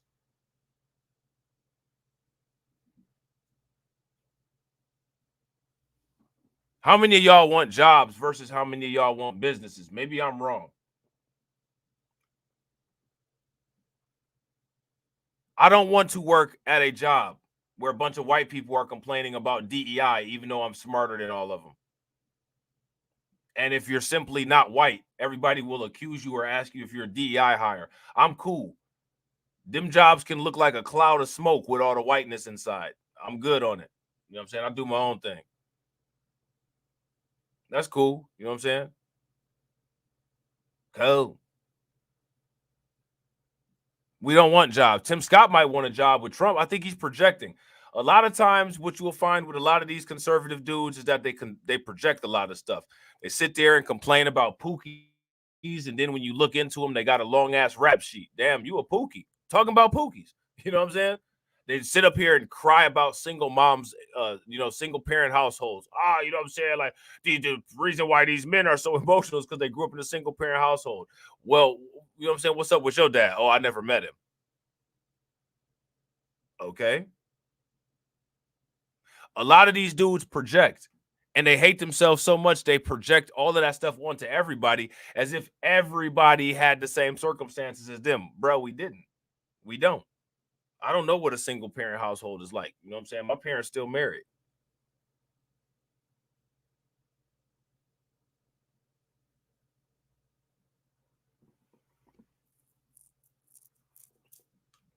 The only way that Trump can bring in voters with Tim Scott, because Tim Scott looks a lot like Venom. Have anybody ever seen Venom from the Spider-Man comic? They got the same type of mouth. I think that Tim Scott and Venom got the same dentist.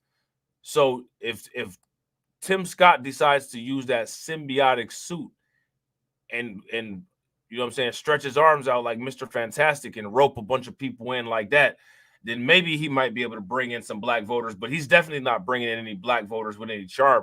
Homeboy can't even bring in a girlfriend. He can't even charm a woman. You definitely ain't about to charm no bunch of people that you don't have no connection to. There's two types of there's two types of ADOS. You know what I'm saying? There's American descendants of slaves and there's American descendants of Sambos. The only type of ADOS that Tim Scott is going to be able to reach out to is American descendants of Sambos. That ain't us. They ain't like us. You know what I'm saying? You got to talk to them Sambos. You know what I'm saying?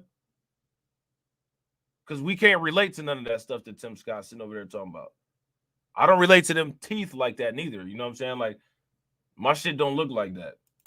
I mean, one of the reasons why he probably can't find a woman is because you know what I'm saying? Like, they probably be scared of him, man, with them damn teeth. They probably think as soon as he go for a kiss, they about to bite her head off or something like that. Could you imagine seeing that mouth coming at you? Well, you know, most people, a lot of times they close their eyes when they kiss. But could you imagine if one of your eyes opened up, say, friend, you just open up your eye real quick, and then Tim Scott and all them teeth coming at you, man? What? Ain't no second date.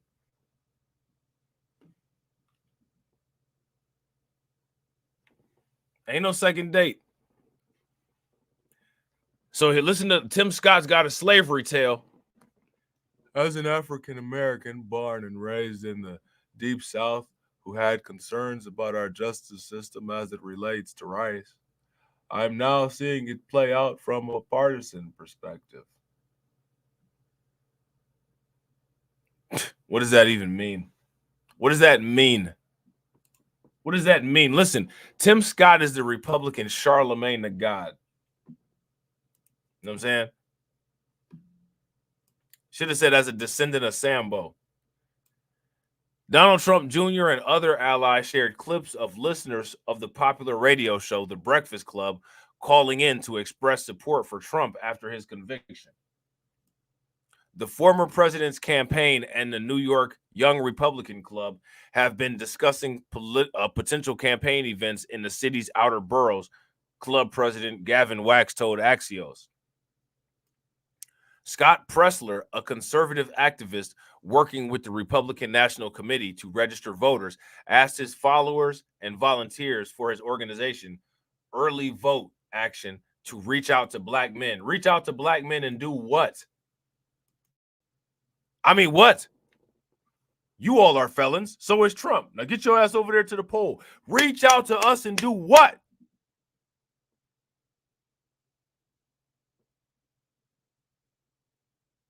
Do you notice how there's all this talk about reaching, but there's nothing in anybody's hands that's getting exchanged?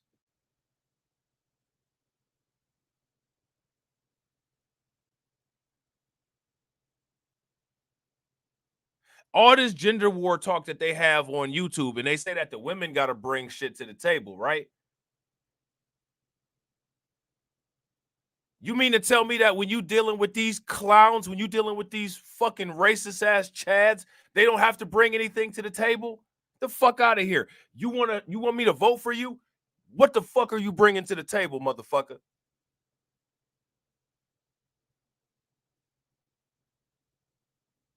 I don't care about none of your thoughts about felonies or none of that. What are you bringing to the table? If you don't have anything that you bring into the table, it ain't even no conversation, it ain't no discussion, because we ain't friends, we ain't got nothing to talk about. If we doing a business deal, then we doing a business deal. You gonna shake my hand because you went to jail? I don't care about none of that. I ain't got nothing on your JPay, homie. Shout out to Win, Lose, or Roy. I ain't got nothing on your JPay, cuh. I ain't got nothing on your books, cuh. You know what I'm saying? I ain't got nothing on your books, cuh. You know what I'm saying? What the votes hitting for? If you ain't got nothing to tell me what them votes is hitting for, man, go on somewhere with the conversation, man. I ain't trying to hear it. I ain't trying to hear none of this. This is all comedy banter. You know what I'm saying? Donald Trump's conviction has highlighted the affiliation of the affliction of the American criminal justice system. And as it relates to blacks, he should continue to say what he's been saying. And that is, I feel your pain. Who cares what you're saying? What are you doing? Action speaks louder than words. Bro, I'm deaf. I don't hear shit. What you doing? I don't hear shit. Motherfucker, my ears don't work. What are you doing? I feel your pain. Homie, I couldn't hear you. Speak up. I can't hear you, cuh. You know what I'm saying? On the dead homies. I can't hear you, cuh. You know what I'm saying? We've been busting guns for so long in the hood. My ears messed up, bro. I can't hear you, cuh. What you doing?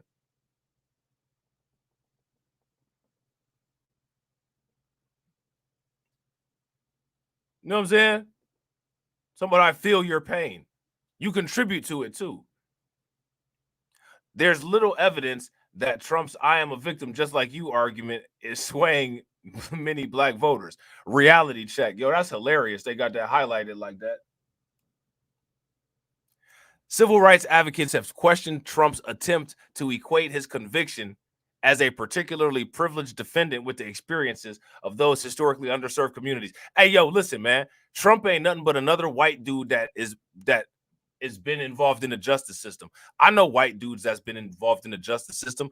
I don't care about none of that. What the votes hitting for? Notice how when you keep asking the question, what the votes hitting for, is no answer. That's because the votes ain't hitting for nothing. The votes is hitting for about as much as gas station liquor hit for.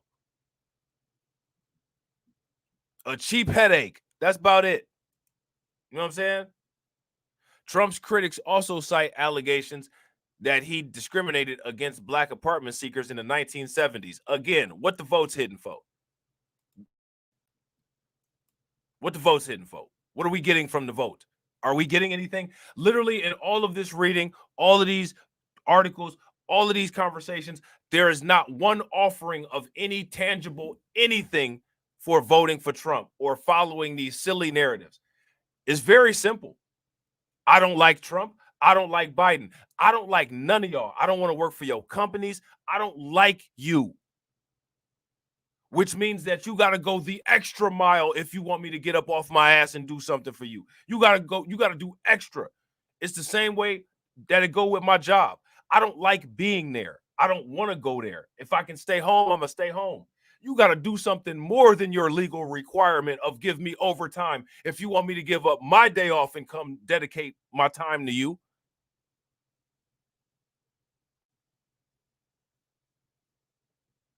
You know what I'm saying?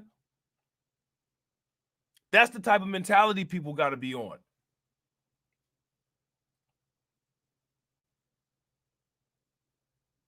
I don't like you. I wouldn't be dealing with you if I had a choice. You want me to deal with you? What you got for me? Who made that song? Is that what you 50 Cent? Is that what you got for me?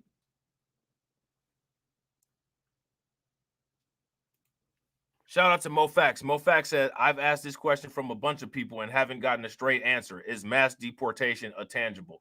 Mass deportation is a tangible, but it's not a tangible that's specific to quote unquote a black agenda. I would say.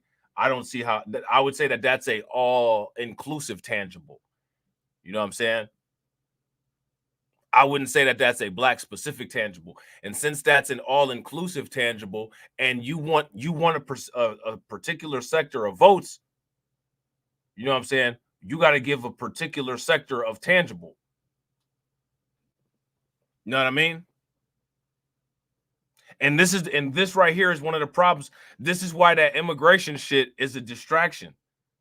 Again, I'm not saying the immigration shit is not a problem, but what I'm saying is that if we owned businesses, if we had more control of our businesses, more control of us hiring people, and if we had higher level jobs and we're not overrepresented in the oh, okay, all right, I got you, MoFax.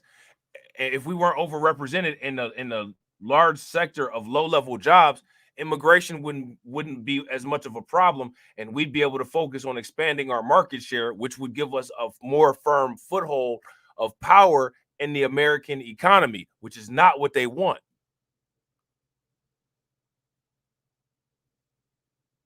You know what I'm saying? They got to get everybody outraged. White people just outraged because they just always looking for a reason to be outraged. You know what I'm saying? And then what they try to do is they try to spread their outrage to everybody else. Whoa, you know what I'm saying? Like, I mean, you black people are at the bottom, and I mean, where do you think that? You know what I'm saying? Like, it's even a condescending outrage. I mean, you know what I'm saying? You N-words are at the bottom. I mean, what do you think?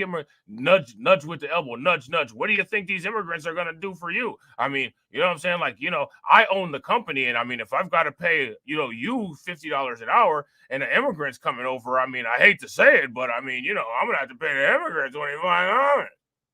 You know what I'm saying? People gotta stop falling for this silly shit, man. These people dumb as hell. You know what I'm saying? They're dumb as hell.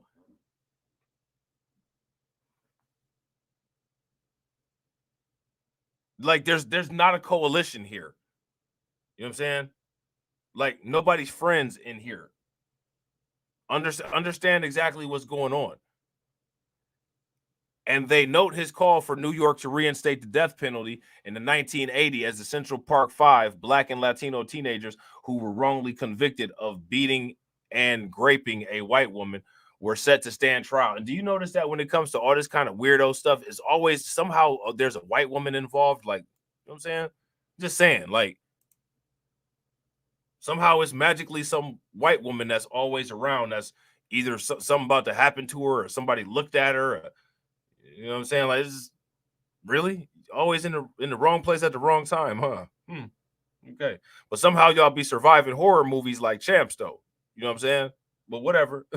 You know what I'm saying? Y'all out here acting like Trump is Mandela. Former South Carolina State Representative Bakari Sellers posted on X. Cut it out. Trump broke the law. 12 peers held him accountable.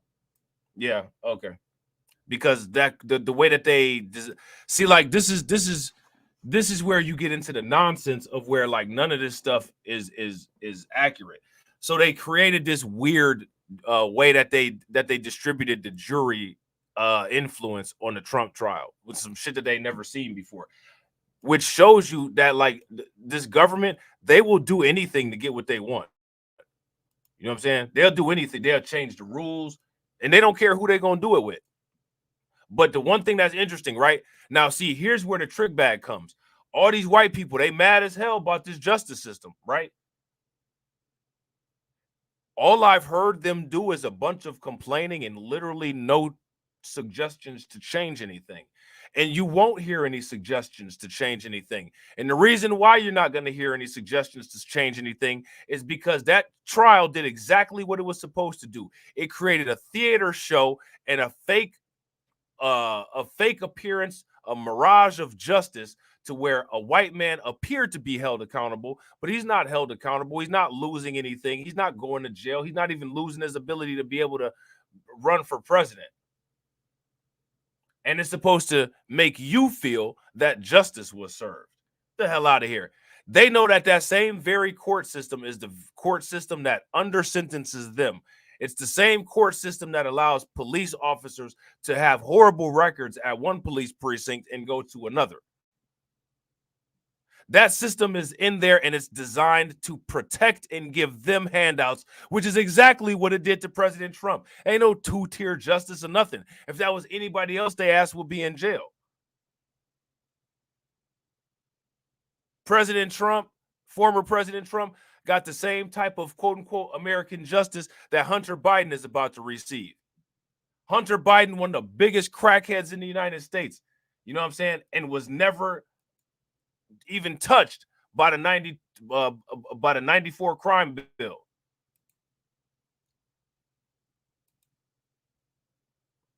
That Trump and Hunter Biden justice is some justice that nobody like us have ever seen. They'll sit there and say OJ did, but OJ didn't have a court system working for him. He had Johnny Cochran working for him. You know what I'm saying? These people got the court system working for them. Kim Potter, you know what I'm saying? Derek Chauvin.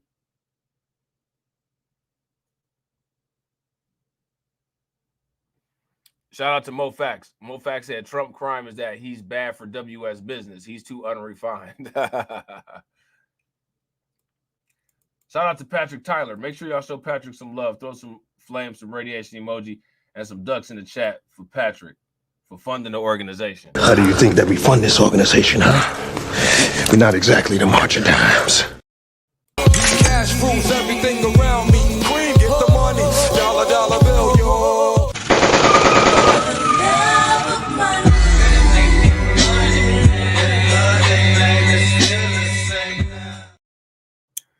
Shout out to Patrick. Patrick says, why is the dim DA for the Central Park 5 never brought up? Facts. He brought up now. We need to do a little deep dive into his history and see what he's talking about. And I'll tell another reason why he's not brought up is because they're the same party. Bro, they're the same people. You know what I'm saying? Now, they claim that it's some black celebrities endorsing Trump. Anybody heard of any black celebrities that's endorsing Trump?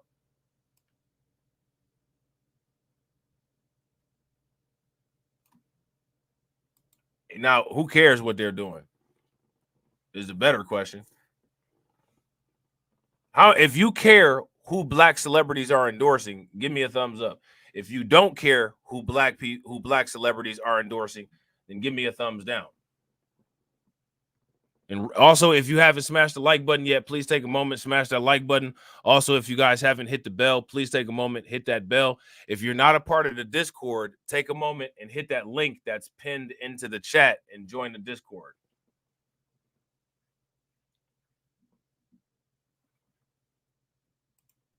Former President Donald Trump is attracting growing support as he vies for another term in the White House. And an increasing number in that group includes black celebrities. So now here's my question. Who cares about some black celebrities? Nobody cares about black celebrities like white people do. White people care the most about black celebrities. And I would say that black people care the least. White people care so much about black celebrities that they pay them millions of dollars. Now, white people will sit there and tell you, oh, you know, these are black celebrities. Oh, black people care so much. Right? They'll sit there and say all that. But let me ask you guys this question. How much money have black people ever paid black celebrities? How much money have white people ever paid black celebrities? I would say that the white investment into black celebrities is far higher than black people's investment into black celebrities. So ultimately, based on the financial expenditure, white people are far more invested into black celebrities.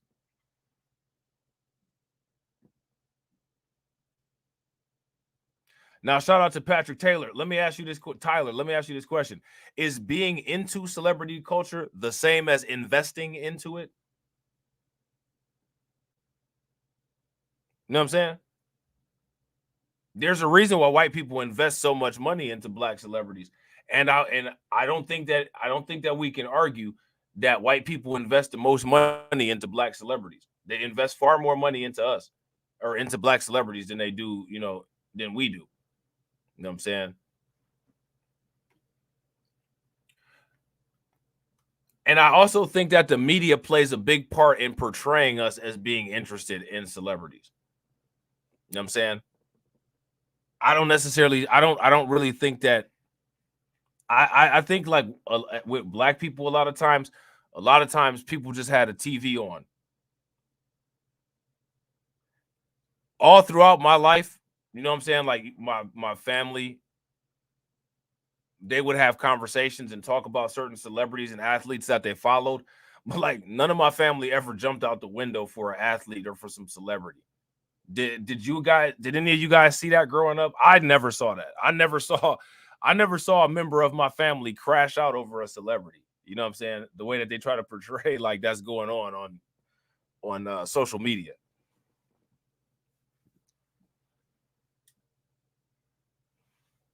You know what I'm saying?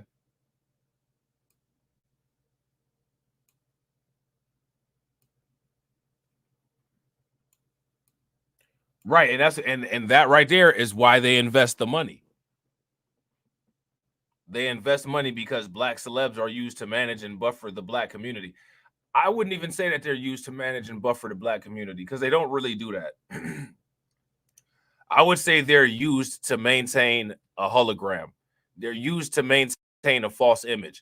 They're used as a gaslighting mechanism. Like black celebrities are used in the same way that black conservatives are used in. Black celebrities are created to give white people the false confirmation bias that racism doesn't exist and to feed them a continued feedback loop of what they want to hear about black people. Literally like getting Charlemagne the God on an interview and having a white media company talk to Charlemagne the God is literally them talking to themselves. But it's not perceived that way, but that's what it is. You know what I'm saying? Shout out to DJ Elmo. What's good with it, bro? You know what I'm saying? So now here it says, data from the polling company Civics showed Monday that 41% of registered American voters had a favorable view of the former president and 2024 presumptive GOP White House contender against 55% who had an unfavorable view, giving net favorability rating of -14. This is his best performance since December 29th of 2021 and a substantial improvement on his net rating of -22 in October of 2023. Trump is currently polling at an average of 1.8 percentage points ahead of incumbent President Joe Biden, according to an analysis of 8 recent polls by election forecasters 270 to win, which put him on 45.8% of the vote versus 44% for Biden. This is all despite his high-profile criminal trial. All right. So now let me ask you guys this. How many people are just wildly invested into that criminal trial that Trump was involved in? I didn't really pay too much attention to it. You know what I'm saying? Now, again, I can't say that I paid attention to it and say that because I didn't pay too much attention to it that everybody else did. You know what I'm saying? But I'm not too sure, though.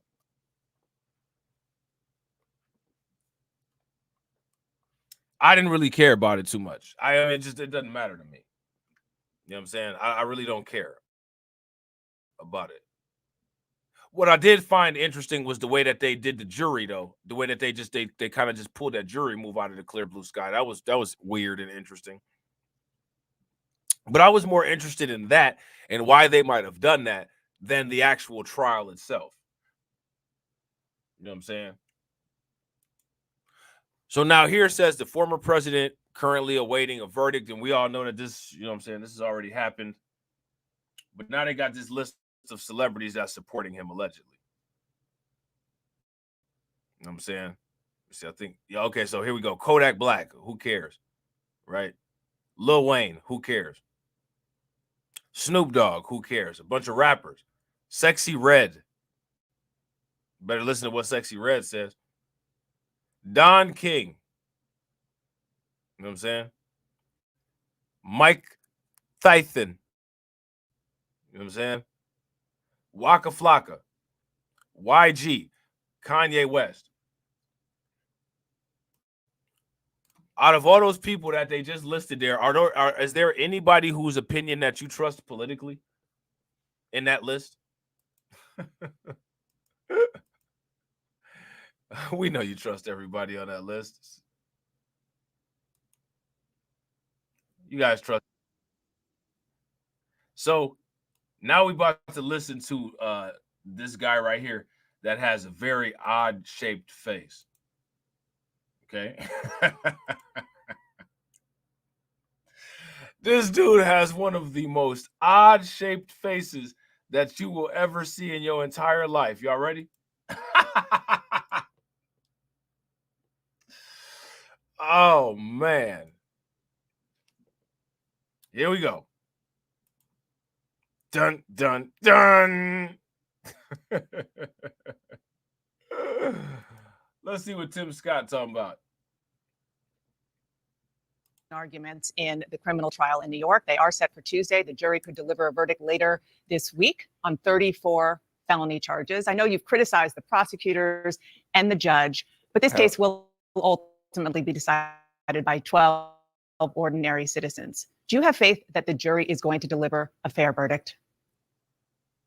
Well, there's no crime, so I assume that they will actually find him innocent. The only person guilty in that courtroom is D.A. Bragg, guilty of corrupting the justice system, guilty of not doing his job, and guilty of trying to frame an innocent man.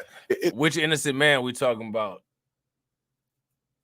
What's the old boy's name? The actor? Kang the Conqueror? Is that who you talking about? Why can't I think of his damn name? What's his name? Right. Shout out to Miss Niecy. Ladies in the chat, hide your wombs. You know what I'm saying? Hide it. You know what I'm saying? Jonathan Major. Yeah, you talking about Jonathan Major?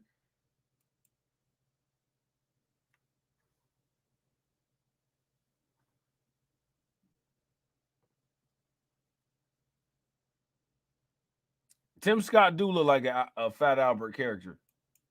If y'all agree with Johnny that Tim Scott looks like a Fat Albert character, give me a thumbs up.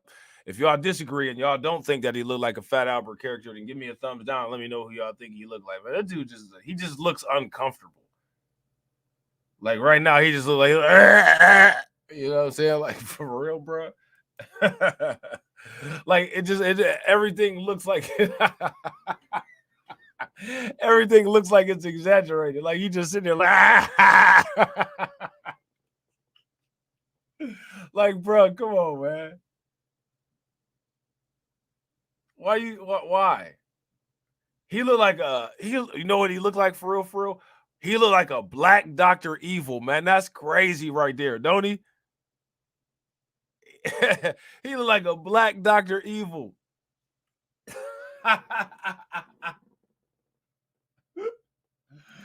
Oh, man. Anyway, man, let's get it. It's really the two-tier justice system that has so many Americans concerned about fairness in our country. But just to be clear, you have faith in the jury system, and in particular, again, these 12 ordinary Americans who are going to ultimately decide. I know that 96% is the number I've heard of the number of Democrats in that area of Manhattan. So I hope that they come to the right decision. I assume that he will be found innocent. I just want to reinforce what I've said previously, however, that a two-tier justice system is one of the reasons why his poll numbers are going up. Now, you guys see how they jack everything, right? A two-tier justice system. What kind of two-tier justice system exists for legacy rich white dudes?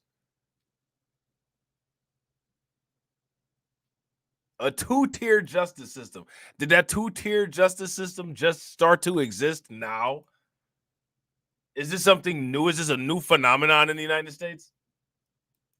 This DEI hire of conservatism? This right here, you're looking at the woke right. This is the woke right. Literally, conservatives have become the party of victimhood. And this is what I'm saying. When people see this victimhood shit, it's a bad look. It's a bad look. You look bad.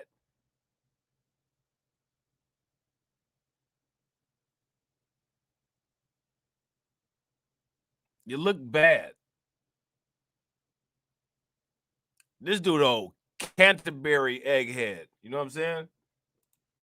There is something instinctive in Americans who want to see justice play out. We don't want to see the weaponizing of our justice system against our political opponents. We want to see fairness, no thumb on the scales. If that's the case, he will be found innocent. Well, I want to turn to a different case, a federal case where there was a raid on Donald Trump's house because they were looking for some documents that he didn't turn over voluntarily. Federal prosecutors are now asking for a gag order in that classified documents case after the former president said that FBI agents who searched Mar-a-Lago were, quote, locked and loaded, ready to take me out, and that he nearly escaped death.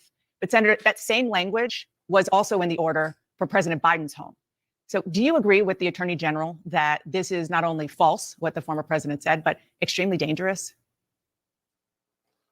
I haven't found myself agreeing with Attorney General Garland on any issue. I will say I saw the video of the SWAT team from the FBI raiding Mar-a-Lago. I have not seen the same video of them raiding Joe Biden's garage. So I'd love to have that comparison. But more importantly, once again, we find ourselves reinforcing this two-tier justice system where we. So I want you guys to understand. Do you guys see the logic?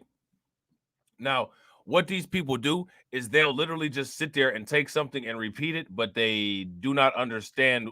Actually, they do understand, but they attempt to blur the understanding of why these terms are used.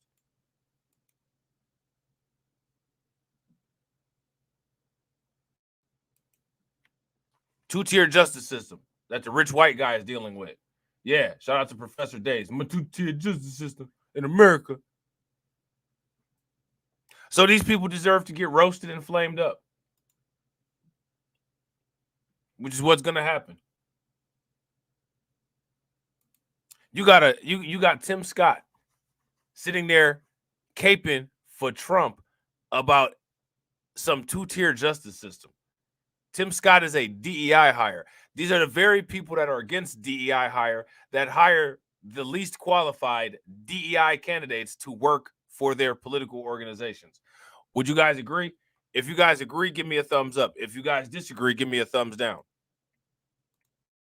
See a different standard for Republicans and specifically a different standard for Donald Trump. But it doesn't stop with just Donald Trump. We saw the same thing play out, a different standard for a pro-life activist where a SWAT team came into his house with guns drawn. So there is a fear among conservatives that this weaponizing of the justice system, if they'll do it to Donald Trump, they'll do it to anyone. But we've seen that play out with the pro-life activists. Okay. Yes, ma'am. Yes, ma'am. The reality is that, I mean, just using this case as an example, it's not two tiers if you have the Justice Department, which is the Justice Department, as Joe Biden is currently president, also going in to get classified documents into his house. And what I really am asking you about is the language being used, which is misleading. People like Steve Bannon called this an assassination attempt. Doesn't that kind of language concern you? Well, I will simply say that watching the treatment of Joe Biden by the justice system, when they have found him unable to stand before. Well, I'll say by like the treatment of Joe Biden. Why do you talk like that, bro?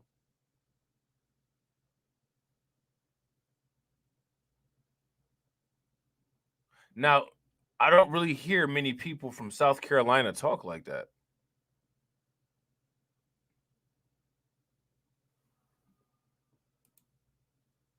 Like, where's this stuff coming from? You know what I'm saying?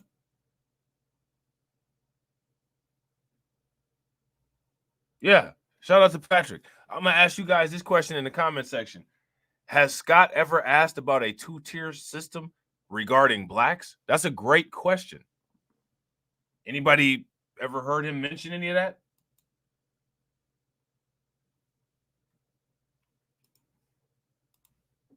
Or a jury of his peers because he's too old, frankly, and his memory is shot. That is not the kind of simple, fair justice system that Americans expect. So it is very difficult to see this justice system currently playing out where it is fair to both Donald Trump and Republicans, as we've seen the kid gloves and the insulation around Joe Biden and his family. We all want fairness without any question, especially when Lady Justice should wear a blindfold, but we don't see that playing out there. Yeah, you're referring to Robert Hur and his report.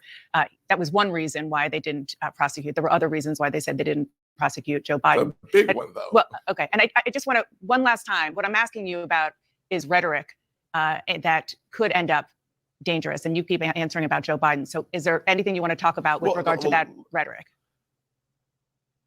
Well, the rhetoric that really concerns me is not coming out of emails. They're coming on college campuses when we're seeing the actual physical violence against our Jewish students playing out. What we're seeing is anti-Semitism spreading. We're seeing the spreading of hate. We're not having to figure out what's going to happen. So now, again, here goes the question. So again, you see Tim Scott doing what you see Tim Scott doing for that particular segment of the population, what Sabby Sabs and Breonna Joy Gray and Revolutionary Blackout Network and all of those people over there are doing for another segment of the population. Who asked about any of that?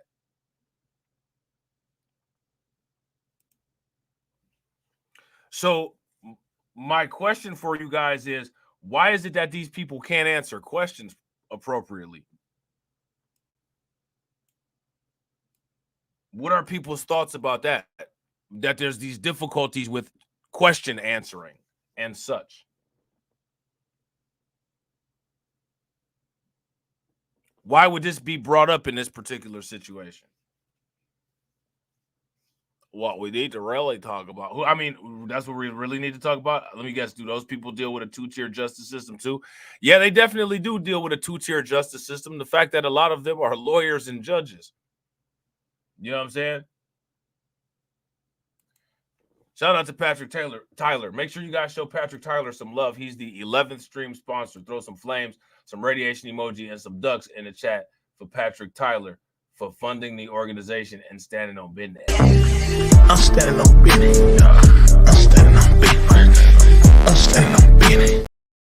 How do you think that we fund this organization, huh? We're not exactly the March of Dimes. Patrick says, my God, blacks have zero political representation. Now, here's my question. We've identified a problem. Blacks have zero political representation. How do we fix it? How do we fix it? Once the problem has been identified, you're now on a timer. Problem's got to be confronted. So let's confront that problem. How do we fix that? About Joe Biden. So is there anything you want to talk about with regard to that rhetoric? Well, the rhetoric that really concerns me is not coming out of emails. They're coming on college campuses when we're seeing the actual physical violence against our Jewish students playing out. What we're seeing is anti-Semitism. So she's asking about the rhetoric, you know what I'm saying? Like Trump making these false narratives and stuff like that. And he says, I'm not going to answer your question. I'm going to talk about some different rhetoric. Okay. Oh man, that's a great picture of Tim Scott right there. We can hold that up on the screen for a hot second. I think that's his true face we caught him in. Anybody want to get some screenshots of that? Take your screenshots, get your screenshots. That's a great thumbnail picture of Tim Scott.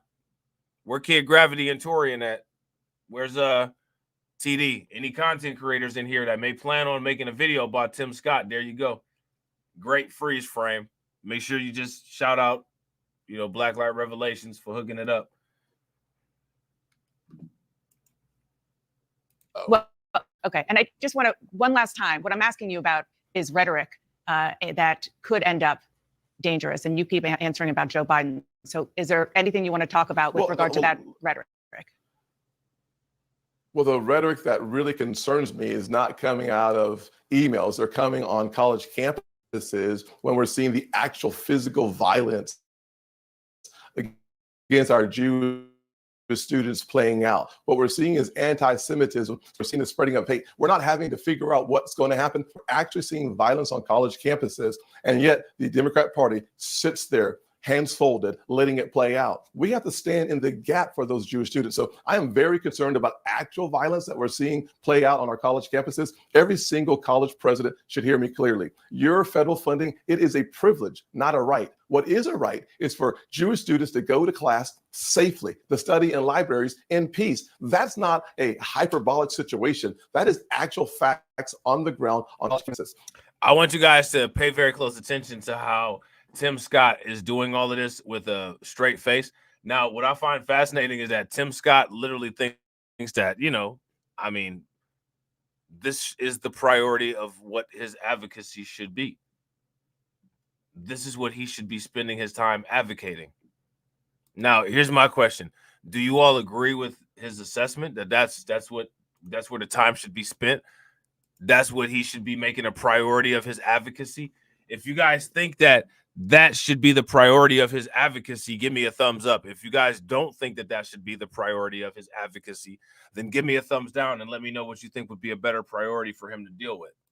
So while rhetoric can be hampered, tamped down some, there is one place where we're seeing it manifest physically, violently, and it is disgusting. I want to turn to something you mentioned at the beginning of the interview, which is a rally that the former president held in the Bronx on Thursday to try to win over Black and Latino voters. I want you to watch a new ad from the Biden campaign this week. Donald Trump disrespecting Black folk is nothing new. It's why Trump warned of a bloodbath if he loses the next election. And if he's president again, vowed to be a dictator who wants revenge on his enemies. So, Senator, what do you say to Black Americans? Okay, first and foremost, that commercial has no appeal to me whatsoever.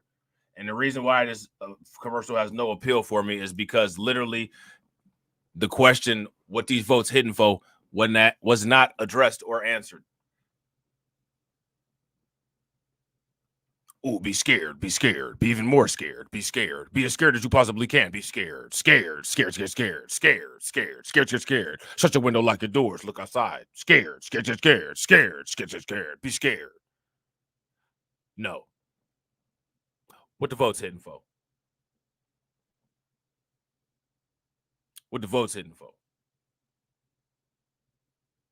If you come outside, there might be violent white supremacists outside waiting for you. Guess what? Literally, when we go outside, there's violent white supremacists waiting for us. They drive around in police cars.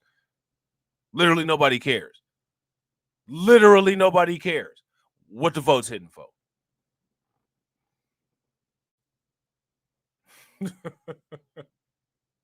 What the vote's hidden for? Right. Hide your kids, hide your wife. Right. Hide your kids, hide your wife. There's white supremacists outside. You know what? Who cares? You know what I'm saying? Like, who cares? Shout out to my man YGLTB1. Make sure you guys show my man YGLTB1 some love. Throw some flames, some radiation emoji, and some ducks in the chat for YGLTB1 supporting the organization. How do you think that we fund this organization, huh? We're not exactly the March of Dimes. Cash rules everything around me. Cream, get the money. Dollar bill, yo.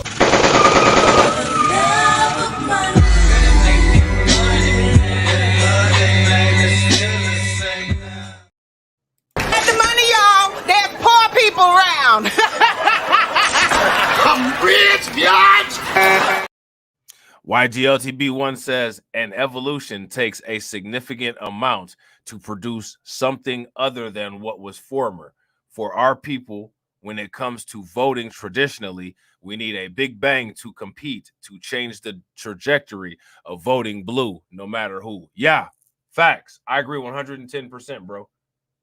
If you guys agree with YGLTB1, give me a thumbs up. If you guys disagree, then give me a thumbs down and let me know what you disagree with. I want you to watch a new ad from the Biden campaign this week. Donald Trump disrespecting black folk is nothing new. It's why Trump stood with violent white supremacists, warned of a bloodbath if he loses the next election, and if he's president again, vowed to be a dictator who wants revenge on his enemies. And that's facts. That was a great point that TD made. Shout out to Patrick. Patrick said, TD said, why aren't the Democrats pushing Second Amendment rights?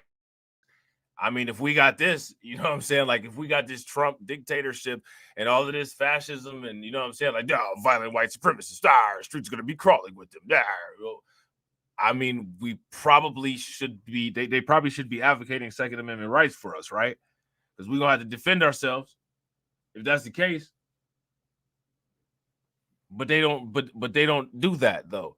As a matter of fact, they want to take your self-defense right away, not enhance your self-defense right. They don't even want to give you protection rights. They don't want to give no hate crime protection or anything like that. We already know that. You know what I'm saying? So this is a great question, a great conflict that TD poses here. Why aren't the Democrats pushing Second Amendment rights to us? Wouldn't, if these commercials that they're making are true about Trump, which we know that it doesn't matter whether it's true or not, because they're not a factor like that. Literally nobody cares. Nobody cares about ants. You know what I'm saying? But if this was true, then why are the Democrats not encouraging Second Amendment rights? Shout out to MoFax. MoFax says, which candidate has a plan to dismantle the system of WS, and what are the individual steps of that plan? Facts. No candidate has a plan to dismantle the system of WS, because it will be that system of WS that ultimately puts that person into a position of authority under it. You know what I'm saying? The people that got the plans to dismantle that system is us. You know what I'm saying?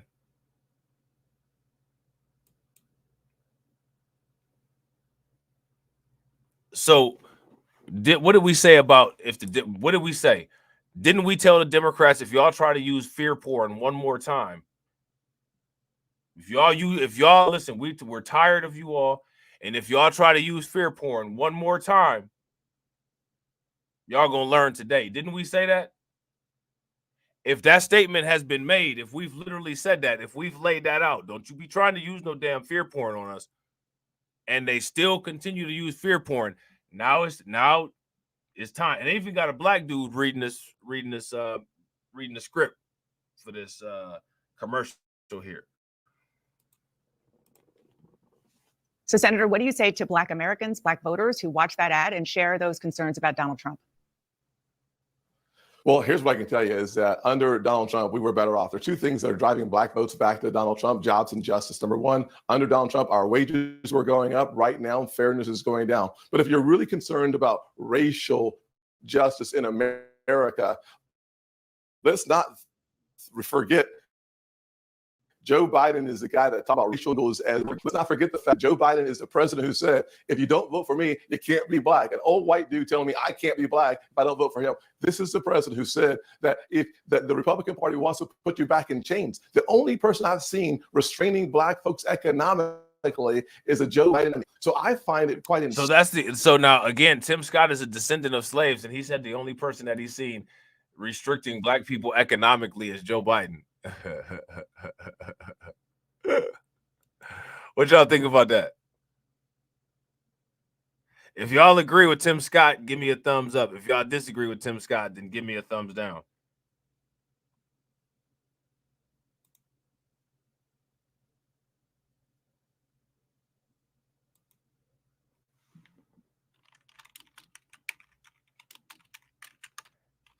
It's amazing how these people will purposefully omit information, which is one of the reasons why it's so important for us to follow up on these type of things, document it, chronicle it, make sure that we address these particular issues. Now, mind you, YouTube is going to do what it can to make sure that the black conservatorship remains and that designated people are the people that get the most viewed content.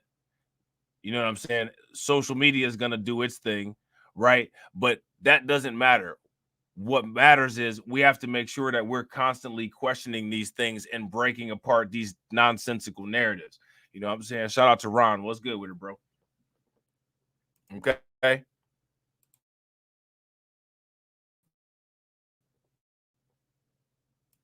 Insulting to suggest that does not have serious concerns when his own Vice President Kamala Harris said he supported segregation. And if you look in cities like Chicago today, the elimination of charter schools under Joe Biden resegregates schools in America.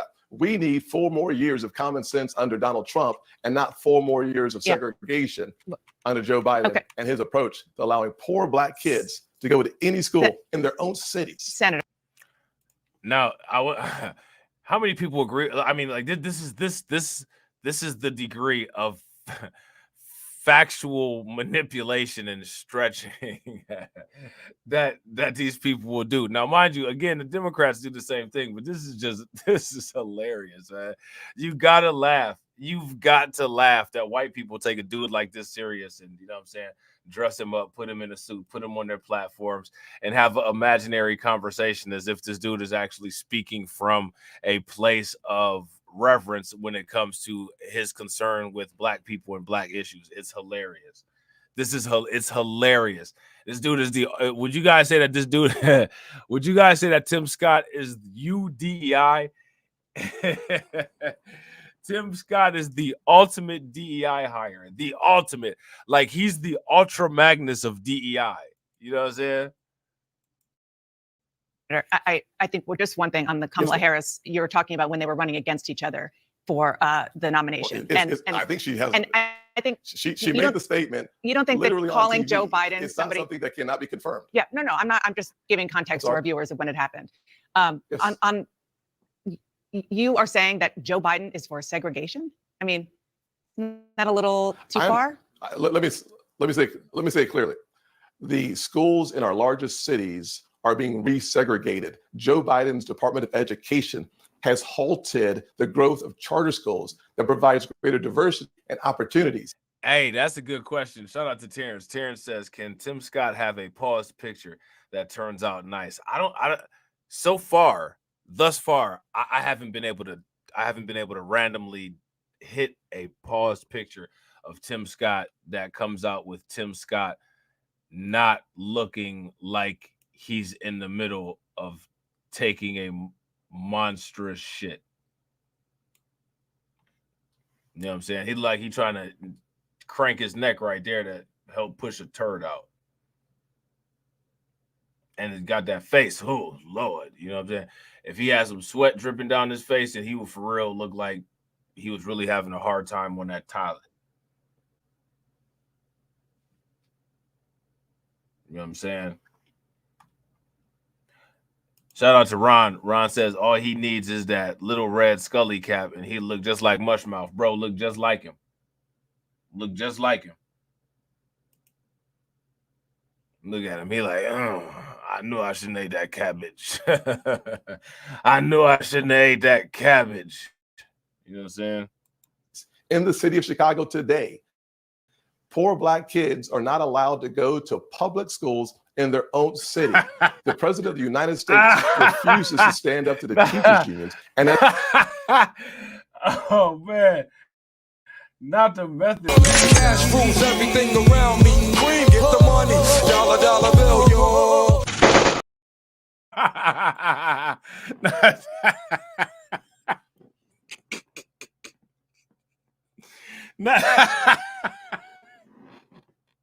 Not the method man.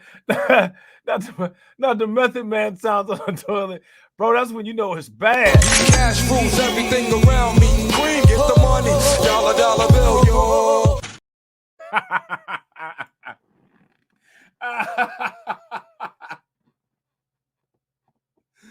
Oh, man, that's hilarious, man. Damn, that's bad. Oh, wait. Woo. That's bad. As a result, oh man, I didn't even realize that I had I didn't realize that I had that screen stuck right there, man. He was looking crazy just then. The the future of these kids will be lower and devastated, because the closest thing to magic in America, it is a good education. And the place where you can't find that is in blue cities dominated by a monopoly on their city councils, where they refuse to allow poor kids, typically Black, to go to other schools within their own cities. Yeah, well, you definitely wasn't there a Democrat who said poor kids? I mean, Black kids. Wasn't that Joe Biden who said that? Didn't Joe Biden say poor kids? Didn't Joe Biden say poor kids and white kids or something like that? So Tim Scott literally just did the exact same thing.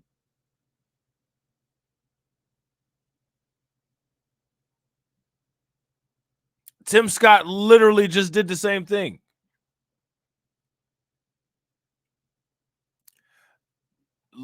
How many do you all remember when I said that we need to start calculating a political consistency and a political trust index for a lot of these politicians, and the political trust index, the calculation, and the political accuracy index should be the basis on those scores, should be what guides people on how they should vote?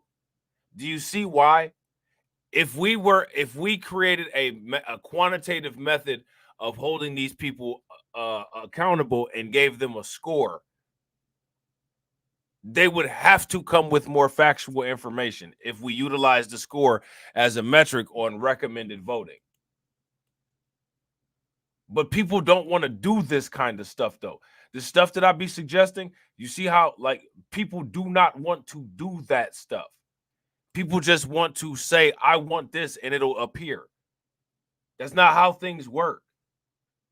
Shout out to Zero to Infinite. What's good with it, bro? That's not how things work. There needs to be some type of credibility standardization for all of these political clowns. And if your information's not factual, if your information's not accurate, if you've been caught lying on the media multiple times, all of that stuff should be calculated into your score. The same way they got that social credit score over in China, they need to have a political credit score here in the United States. If you guys agree, give me a thumbs up. If y'all disagree, give me a thumbs down. Now, the politicians won't like it. They'll say, oh, this is dystopian. This is some form of tracking. You shouldn't be tracking us like this. It's just a matter of time before this is done to the citizens. Nah, this is something that's specifically done for you, and it's done for you by the citizens because you can't be trusted. You know what I'm saying? You can't be trusted. Shout out to Mike Mellis John. What's good with it, bro? With the Democrats on education and how to deal with public money. Before I let you go, I have to ask, a lot of Republicans have been refusing to commit to accepting the election results in 2024. You haven't done so yet. So let me ask you it this way. You will be a sitting United States Senator in January of 2025. Will you vote to certify the election no matter who wins?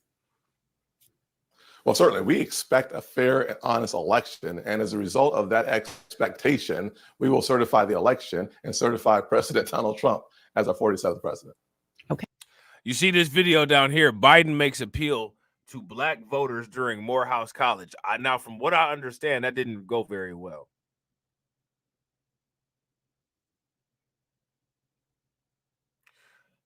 From what I understand, that didn't go very well at all.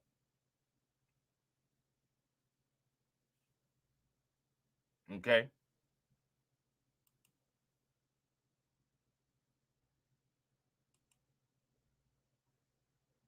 Shout out to Zero to Infinite. Well, my idea for the type of tracking with the political candidates would be calculated by the people, by us, not so much by a government organization or a business, because if it was calculated by a government organization or a business, it probably wouldn't get calculated at all. It'd be exactly like what you're saying, that type of tracking that they do against us. You know what I'm saying? And it would be biased. We'd have no way of checking it. The idea of us doing it and controlling it would be hopefully that there would be some heightened level of honesty and integrity that there wouldn't be with the government or with businesses. But how do you keep control of that? You know what I'm saying? How do you maintain that? So we got Ben Carson, everybody's favorite brain surgeon that doesn't have a brain in his own head. Ben Carson asked whether he'll accept the 2024 election results. Hear his answer. Now, here says Trump and Biden are battling for critical black votes. If our vote is so critical, how come literally nobody is offering anything with the vote? What have Republicans or Democrats offered other than fear porn and fake relatability pandering? You can relate to Trump because you're a felon too. Biden will protect you from the big, bad, mean white people. What are we getting from that?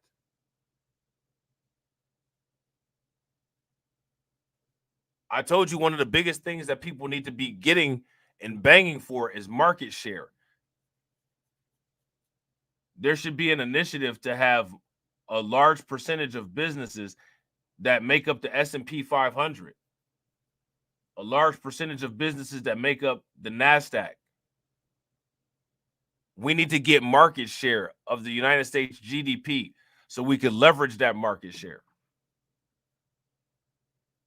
With that large market share, there needs to be a large part of the global market share that we start going after.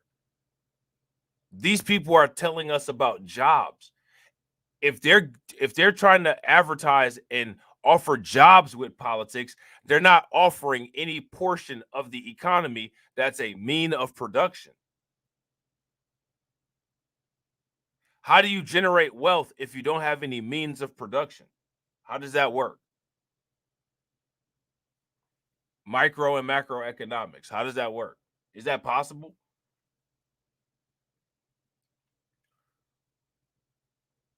So let's see what Ben Carson has to say, which is probably nothing, but we'll see.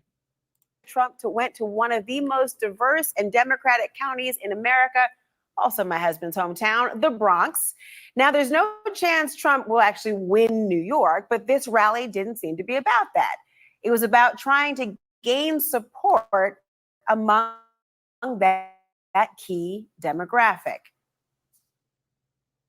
These millions and millions of people that are coming into our country, the biggest impact and the biggest negative impact is against our black population and our Hispanic population.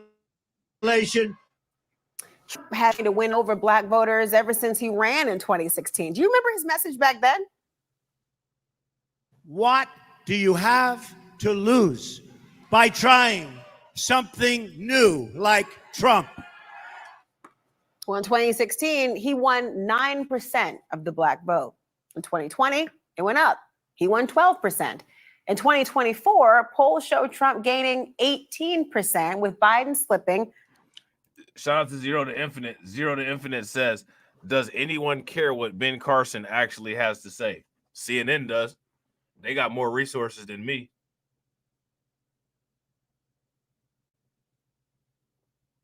You know what I'm saying? CNN would rather talk to Ben Carson than they would rather talk to any one of us, which is interesting.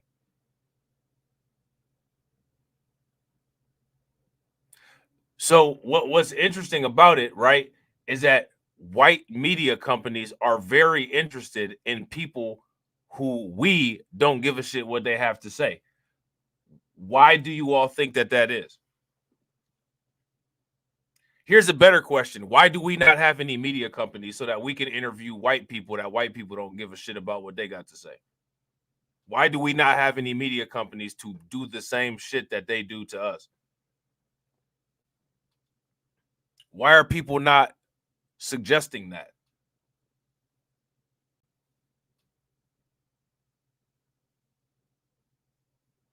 Let's just lean on Fox. Let's just lean on CNN for our news. Let's just lean on Newsmax. How about like let's just get our own news media organizations and companies and do the same thing?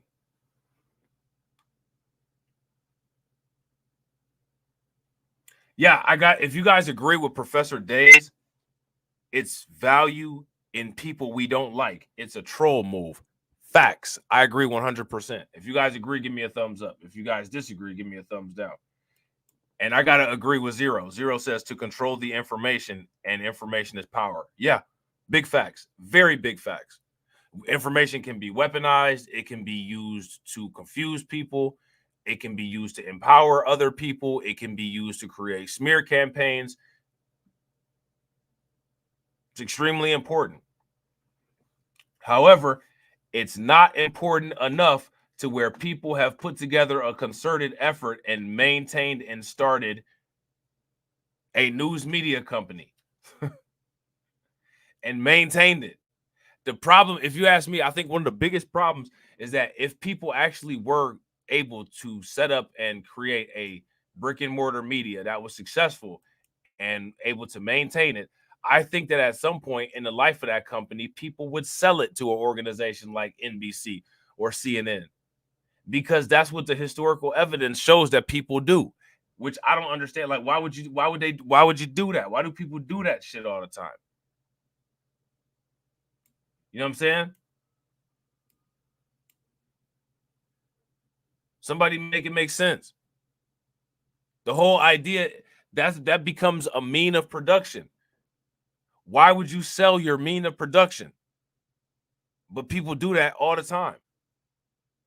All the time. And then they turn around and cry about not having some shit that they sold. I was tricked into it. No, you weren't. You know what I'm saying? You weren't. Everybody doesn't get. You're not tricked all the time, right? That's not true. You don't get tricked all the time. And if you do get tricked all the time, the people that trick you are the ones that are supposed to win. So stop crying about getting tricked. Would you guys, if you guys agree, give me a thumbs up. If you guys disagree, give me a thumbs down. Like when Michael Jordan would do those moves where he would do a crossover and break somebody's ankles, do they go over to the referee and be like, yo, he tricked me. He tricked me. That's what the hell you supposed to do. You know what I'm saying? When Allen Iverson or Stephon Marbury would come with those moves and they would, you know what I'm saying, dribble over here, then dribble over there and break the person's ankle, and they did the splits on the basketball court and they go around for a layup, they go to the referee and be like, yo, he tricked me. He tricked me. Nobody care about you getting tricked. That's the name of the game. It's a game. Pump fake. You know what I'm saying? I got to agree with Hurricane IQ. Hurricane says these practices are old. At this point, we can't say we're tricked. We should know better by now. Facts. I agree 110%. If you guys agree, give me a thumbs up. If y'all disagree, give me a thumbs down. Shout out to Professor Days. Throw the alarms in the chat. Throw the alarms in the chat. Y'all already know where we going. To 72%, still overwhelmingly for Biden, of course. But in a race as close as this one, the margin in some swing states might be extremely critical. And, you know, President Biden knows that. It's why he's getting more aggressive and maybe hitting back, this time by using Trump's own words against him in this new campaign ad. Of course I hate these people. Donald Trump disrespecting black folk is nothing new. He was sued for refusing to rent his apartments to black families and called for the execution of 5 innocent black and brown teenagers. And it's more than anger, it's hatred. Joining us now, Trump's former Secretary of Housing and Urban Development, Dr. Ben Carson. Dr. Carson, thank you so much for joining me. How are you this evening?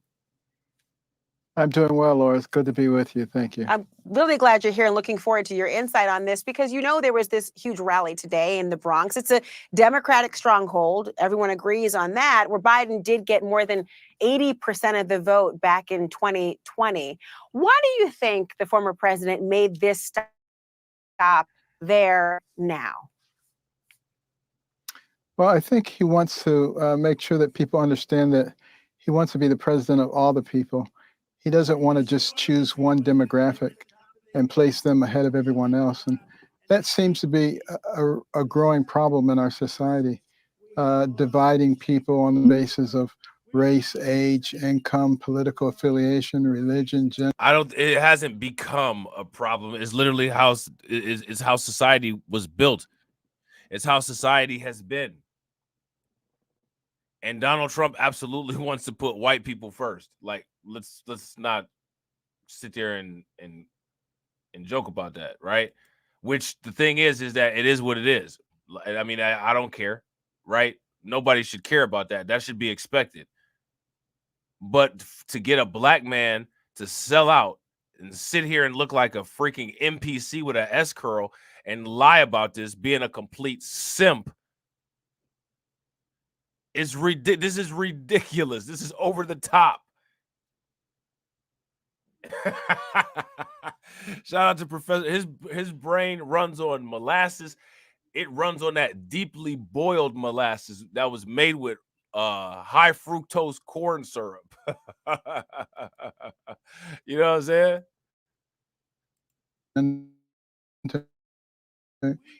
Gender, and you know, we need to stop it. And that was the atmosphere that I saw at that rally today.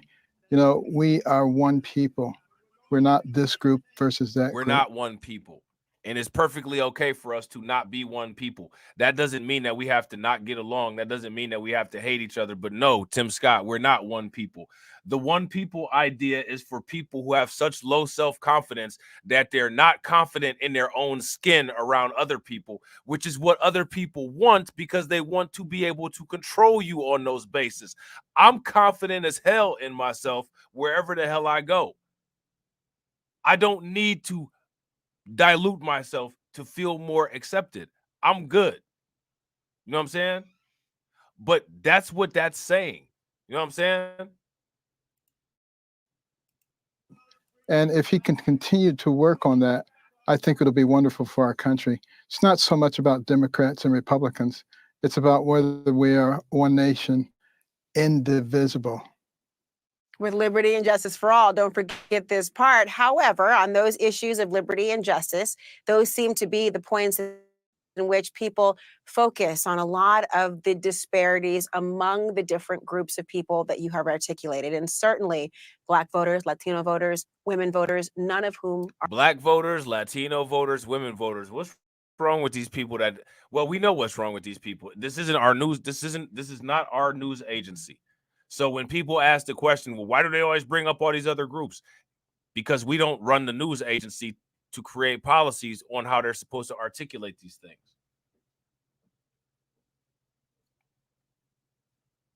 So that question should never be asked again. Shout out to me. I think that over the rest of everybody's lifespan, if nobody ever asks that question again, you'll probably be able to save yourself 1.5 years of wasted time, and you'll be able to do something else. You have an extra year onto your life. You're welcome. You know what I'm saying?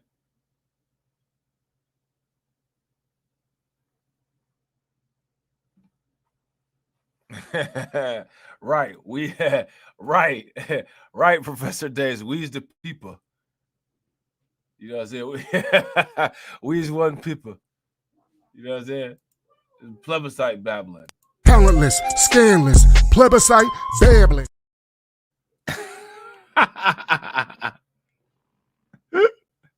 You know what I'm saying? This is important, man. This is important. And one thing that I get really irritated about is like, you don't see enough to direct counter. Like, there should be so much direct counter to this nonsense that literally nobody cares what Tim Scott has to say. But actually, it's the opposite. It's the opposite. Literally nobody wants to hear what we have to say. How do you think that happens? That's my question for you guys. How does that happen? are a monolith, but there is a specific appeal that is made to what are the perceived policy interests of each of those groups. Why do you think support among Black voters in particular is increasing for Trump since 2016, decreasing for the current president, Joe Biden.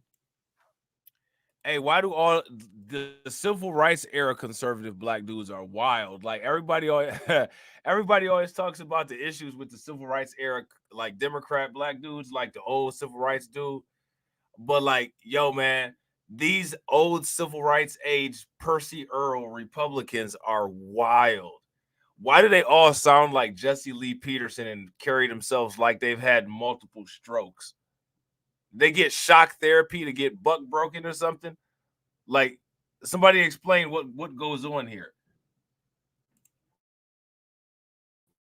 Well, that's not just the case among Black voters. That's the case among all voters because they're facing the same things. When they go to the gas station, and fill up their car, they're feeling the pain. They're feeling the pain when they go to the grocery store. They're feeling the pain when they see the utility bills and their rent bills or their mortgage. And, that is something that affects people, particularly when you've had a chance to juxtapose these two political philosophies side by side in recent time. Do you think that there are particular policy interests that the former president, Donald Trump, should be looking at, particularly when it comes to Black voters? I'll tell you that the former president has said that he thinks one reason that Black voters embrace him is because of his 4 criminal indictments. And I'm wondering what you make of that, given the intimation that one's contact with the criminal justice system would be more prominently felt among Black voters.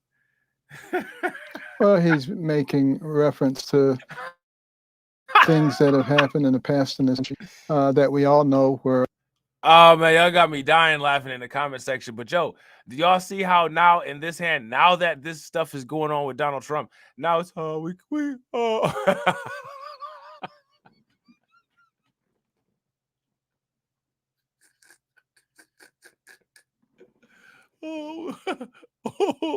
We can we can acknowledge that there's we can acknowledge that there's a two-tiered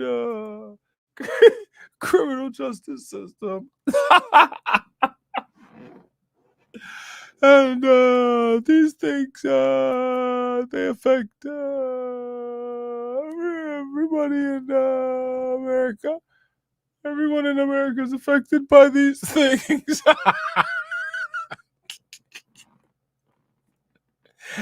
Hey, where do they get these people, man? Where do they get these people? Where? God. Markedly unfair. Is there some fairness? There is. But obviously that has decreased markedly. Just in my lifetime, I remember as a child going down to the Deep South and seeing whites and colored signs and people saying, be careful about this and be careful of Black admirals and generals and CEOs of Fortune 500 companies. Yeah, in the same lifetime, we have Black admirals and generals in white man's army.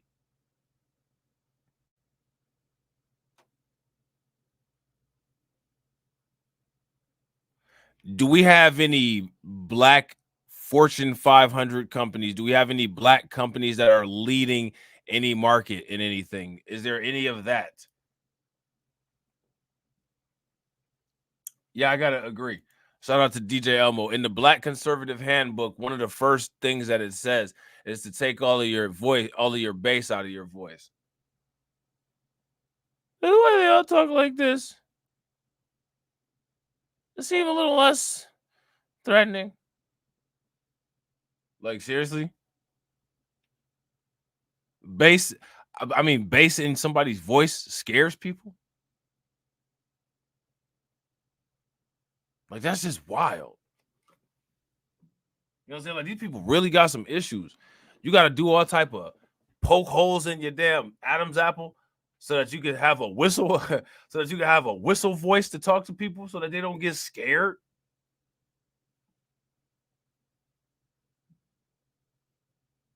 Shout out to Torian. Torian says, have you read that book called The Grift?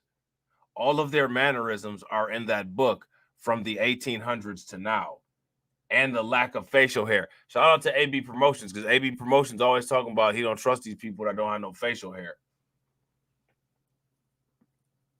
And they have to shed their blackness to be over there with them. Yeah, facts. That's what that Indian girl was talking about on that video that we reacted to on the other channel this morning. People are getting tired of that nonsense. People are getting tired of this one particular group of crybabies and their lack of tolerance for other people in their natural state. People are getting sick of that nonsense. Which people should have been sick of it. People should have never even like tried to try any of that. There should have been automatic resistance to that. You know what I'm saying? Shout out to YGLTB1. Make sure you guys show YGLTB1 some love. Throw some flames, some radiation emoji, and some ducks in the chat for YGLTB1's funding the organization. How do you think that we fund this organization, huh? We're not exactly the March of Dimes. I'm standing on business. I'm standing on business. I'm standing on business. Silence! Silence! I ain't got no money, pa. YGLTB1 says a major problem in our community is when a pundit will get on TV and say that black women will get their children and husbands to the voting booth to make them turn out for the Dems. However, no other community goes through that. Yeah, that's interesting. That was Sunny Hostin, who's actually Latina, who did that on The View. And I'm not sure if that was from that clip of where if she was talking to Charlemagne or not. I can't remember. If it is from that clip where she was talking to Charlemagne, we'll be talking about that later on tonight on the stream that we do, talking about Charlemagne. But remember, one of the reasons why all of this stuff that we feel shouldn't be done is being done is because people who are invested in affecting us negatively own all of these media companies and write the policies. So in order for us to be able to stop some of this stuff, we got to have media companies that that do the exact same thing back to them, either until they stop or until we're able to have a message that's more effective and has a wider range than them. You know what I'm saying?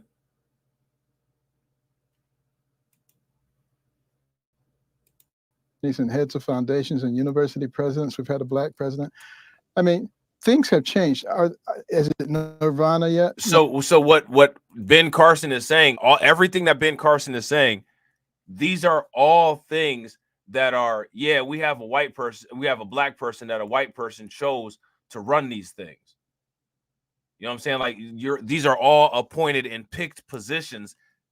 You know what I'm saying? You had these generals in our army, these presidents and teachers at our schools. As long as we own the operations and we choose who works there, you know, everything is fine. And you should rejoice about that. Now, that's not how that works, man.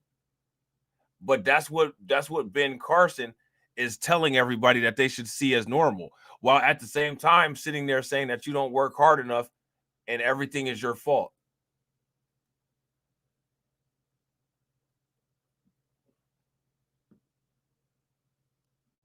Peep game.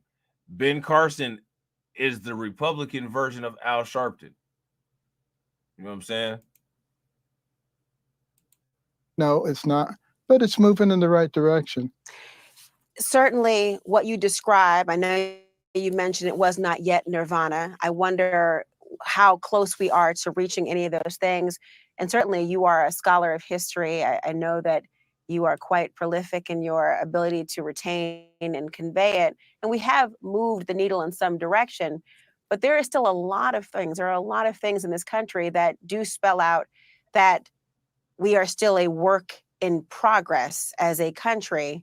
You know, I've always wondered this, Dr. Carson, because I've seen over time the way people have race politics, particularly with respect to Trump, that Black supporters of Trump are treated differently and villainized in a different way than, say, even white supporters of Trump.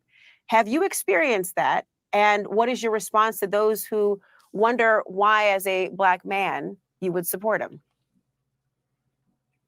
Have I experienced it? Of course.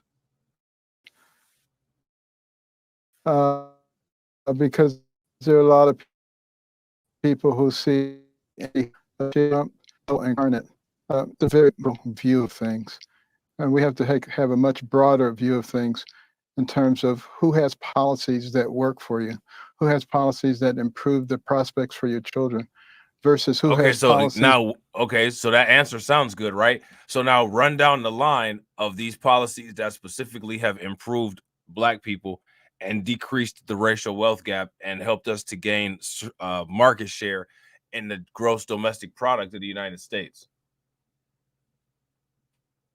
Right, exactly, Torian. He's playing in the truth. He's playing around in the truth soup. You know what I'm saying? He's playing in the truth soup, but he's not going to give the entire truth. He never will. He can't. You know what I'm saying? He's not allowed to. It's part of the protocols that he signed on for.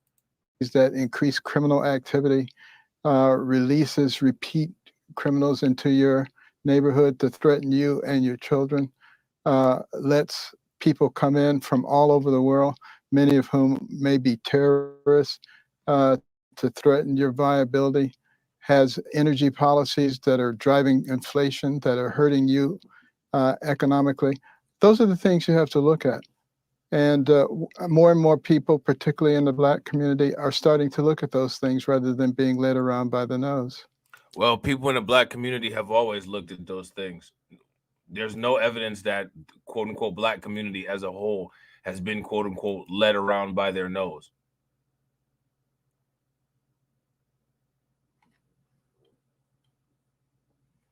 There's literally no community in the world, I would say probably other than WP, that have been led around by their nose. I mean, just because when Dr. Claude Anderson was doing powernomics conventions and writing white labor, Black or white wealth, Black labor, that don't mean that because you didn't pay attention to it, it didn't happen.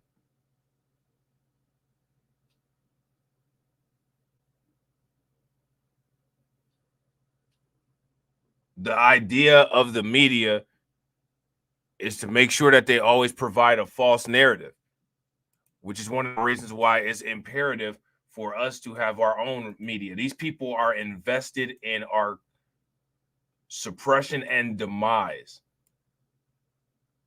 And they got a lot of resources to be able to continue that investment. You know what I'm saying? People got to know what they're up against. Looking at those issues, and they still come to the conclusion that Democrats are in a better position to do just that. That's up to the voters in the end. Although I can't help but wonder, while I'm hearing you articulate different policy stances or questions in particular to ask, whether if you were asked to be the vice presidential running mate of Donald Trump, you would say yes. Would you? I would prayerfully consider it, recognizing that there's a lot of baggage that goes along with that. And I have to make sure that my family would be okay. But I can guarantee you this, whether I do it from inside the government or outside the government, I will continue to focus my efforts on trying to bring our country together and to save it. You know, several Trump allies on that very point have been asked this very question about the country and saving the democracy, or republic, if you can keep it. Some have given a definitive answer, others have not. So I wanted to give you an opportunity to have your say. Will you accept the results of the 2024 election regardless of who wins? Yes or no? I will accept the results if it's done in a fair and transparent way. Do you have reason to doubt that it would be done in a fair and transparent way? Well, let me put it this way. In the 2020 election, there were a lot of irregularities. I think everybody on both sides should be aware of that and should be working to try to satisfy that. Well, the empirical, and frankly, I know that you're somebody who is drawn to that. There is no evidence of widespread voter fraud that would have changed any result in the 2020 election. Does that suggest to you that the elections and our democracy remain intact? The fact that there are so many people who are skeptical should raise questions for us. The fact that a country like France outlawed general mail-in balloting in 1975 because they said there were too many opportunities for mischief that just could not be controlled. You know, these are all things that we should look at. We're smart people. We can put a man on the moon. We can figure out a transparent way that is satisfactory for the entire population, not for just one segment thereof. Do you think that we shouldn't do mail-in ballots? I think mail-in ballots for people who can't get to the polls are appropriate, but I think having an election season versus an election day is a mistake. Why is that? Because there's too many opportunities for mischief.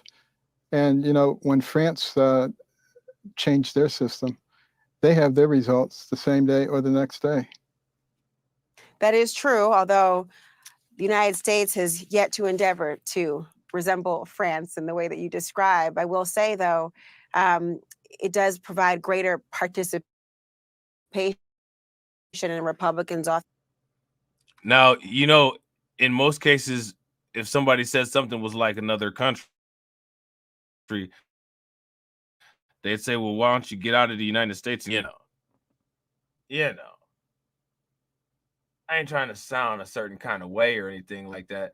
But I mean, you got to ask, like, Ben, if you like how it's done in France so much, why don't you get yourself some plane tickets, buddy? Why don't you get yourself some plane tickets, buddy, and go take a trip, an extended one? Often have used mail-in voting as a feather in the cap to promote increased electoral participation. Dr. Carson, thank you so much for joining us this evening.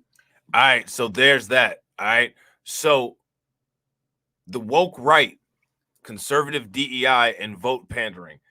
We listened to 3 hours worth of nonsense, and in those 3 hours, not one offering of anything beneficial came with any of the nonsense, with any of the slander, with any of the absurd claims, and is going to continue to be like that because none of these political parties plan to ever offer anything viable. You know what I'm saying? And I don't know how many times I have to prove it. I think people get upset and people get offended as we continue to prove this. It doesn't matter what people get upset and offended about. The only thing that matters is what is reality. And what is reality is that we listen to 3 hours of nonsense. And in that 3 hours of nonsense, we listen to Democrats and Republicans shame, blame, and explain and say a bunch of nonsense.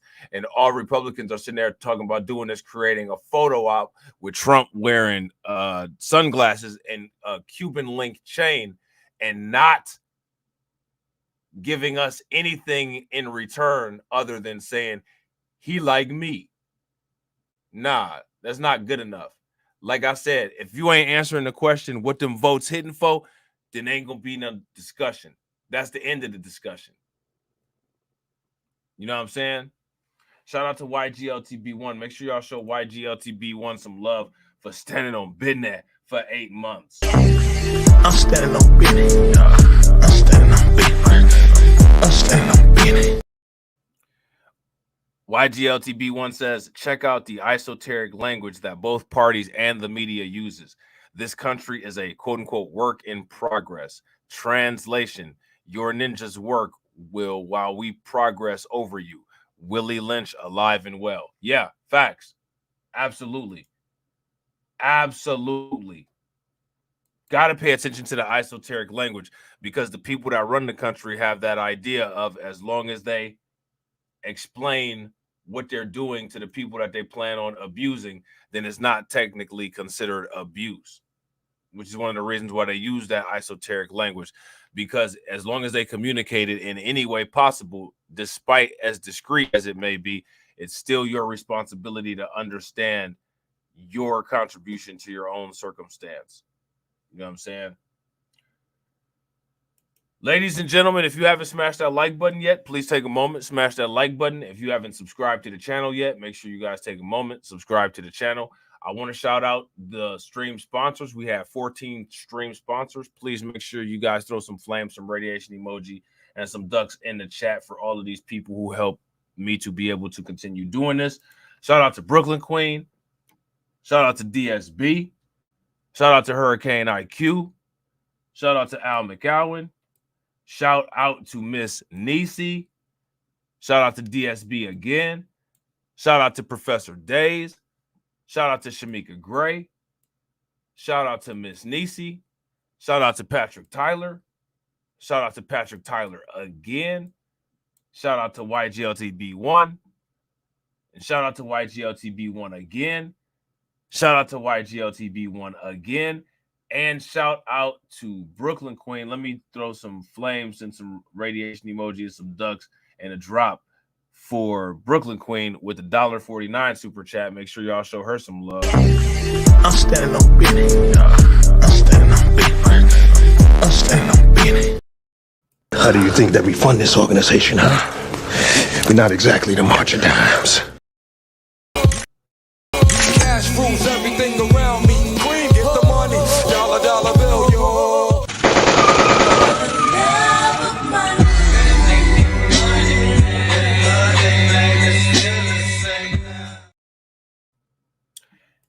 And as always, ladies and gentlemen, walk up in this life. Yeah, I'm really him. Talking my shit like I'm really him. Hold up. Look, walking this bitch like, hey. Yeah, I'm really him. Talking my shit like, hey. I'm really him. Don't believe me? Come and see me. Got 3 wishes from my genie. Now I'm on your local TV. Y'all on tour. Got demons. Say she wanna come and see me when I'm in a local city. I'm like, pause though. Please step aside so they can see me. And I walk up in this light. Yeah, I'm really him. Talking my shit like I'm really him. On God. Walk up in this light. Yeah, I'm really him. Talking my shit like I'm really him. I'm the realest from my city. That's on money, that's on TV, that's on mamas. Niggas don't believe me, come and see me. I been dodging all that face. All these niggas working broke, but I been getting paid. All that know me from the street. Flexing for what feature, that's like every other week. Talk behind my back, I kick my feet up, have a seat. Cause at the end of the day, all these watching me as I walk up in this light. Yeah, I'm really him. Talking my shit like I'm really him. On God. Walk up in this light. Yeah, I'm really him. Talking my shit like I'm really him. On God. Walk up in this light. Yeah, I'm really him. Talking my shit like I'm really him. Hold up. Look, walking this bitch like, hey. Yeah, I'm really him. Talking my shit like, hey. I'm really him. Hold up.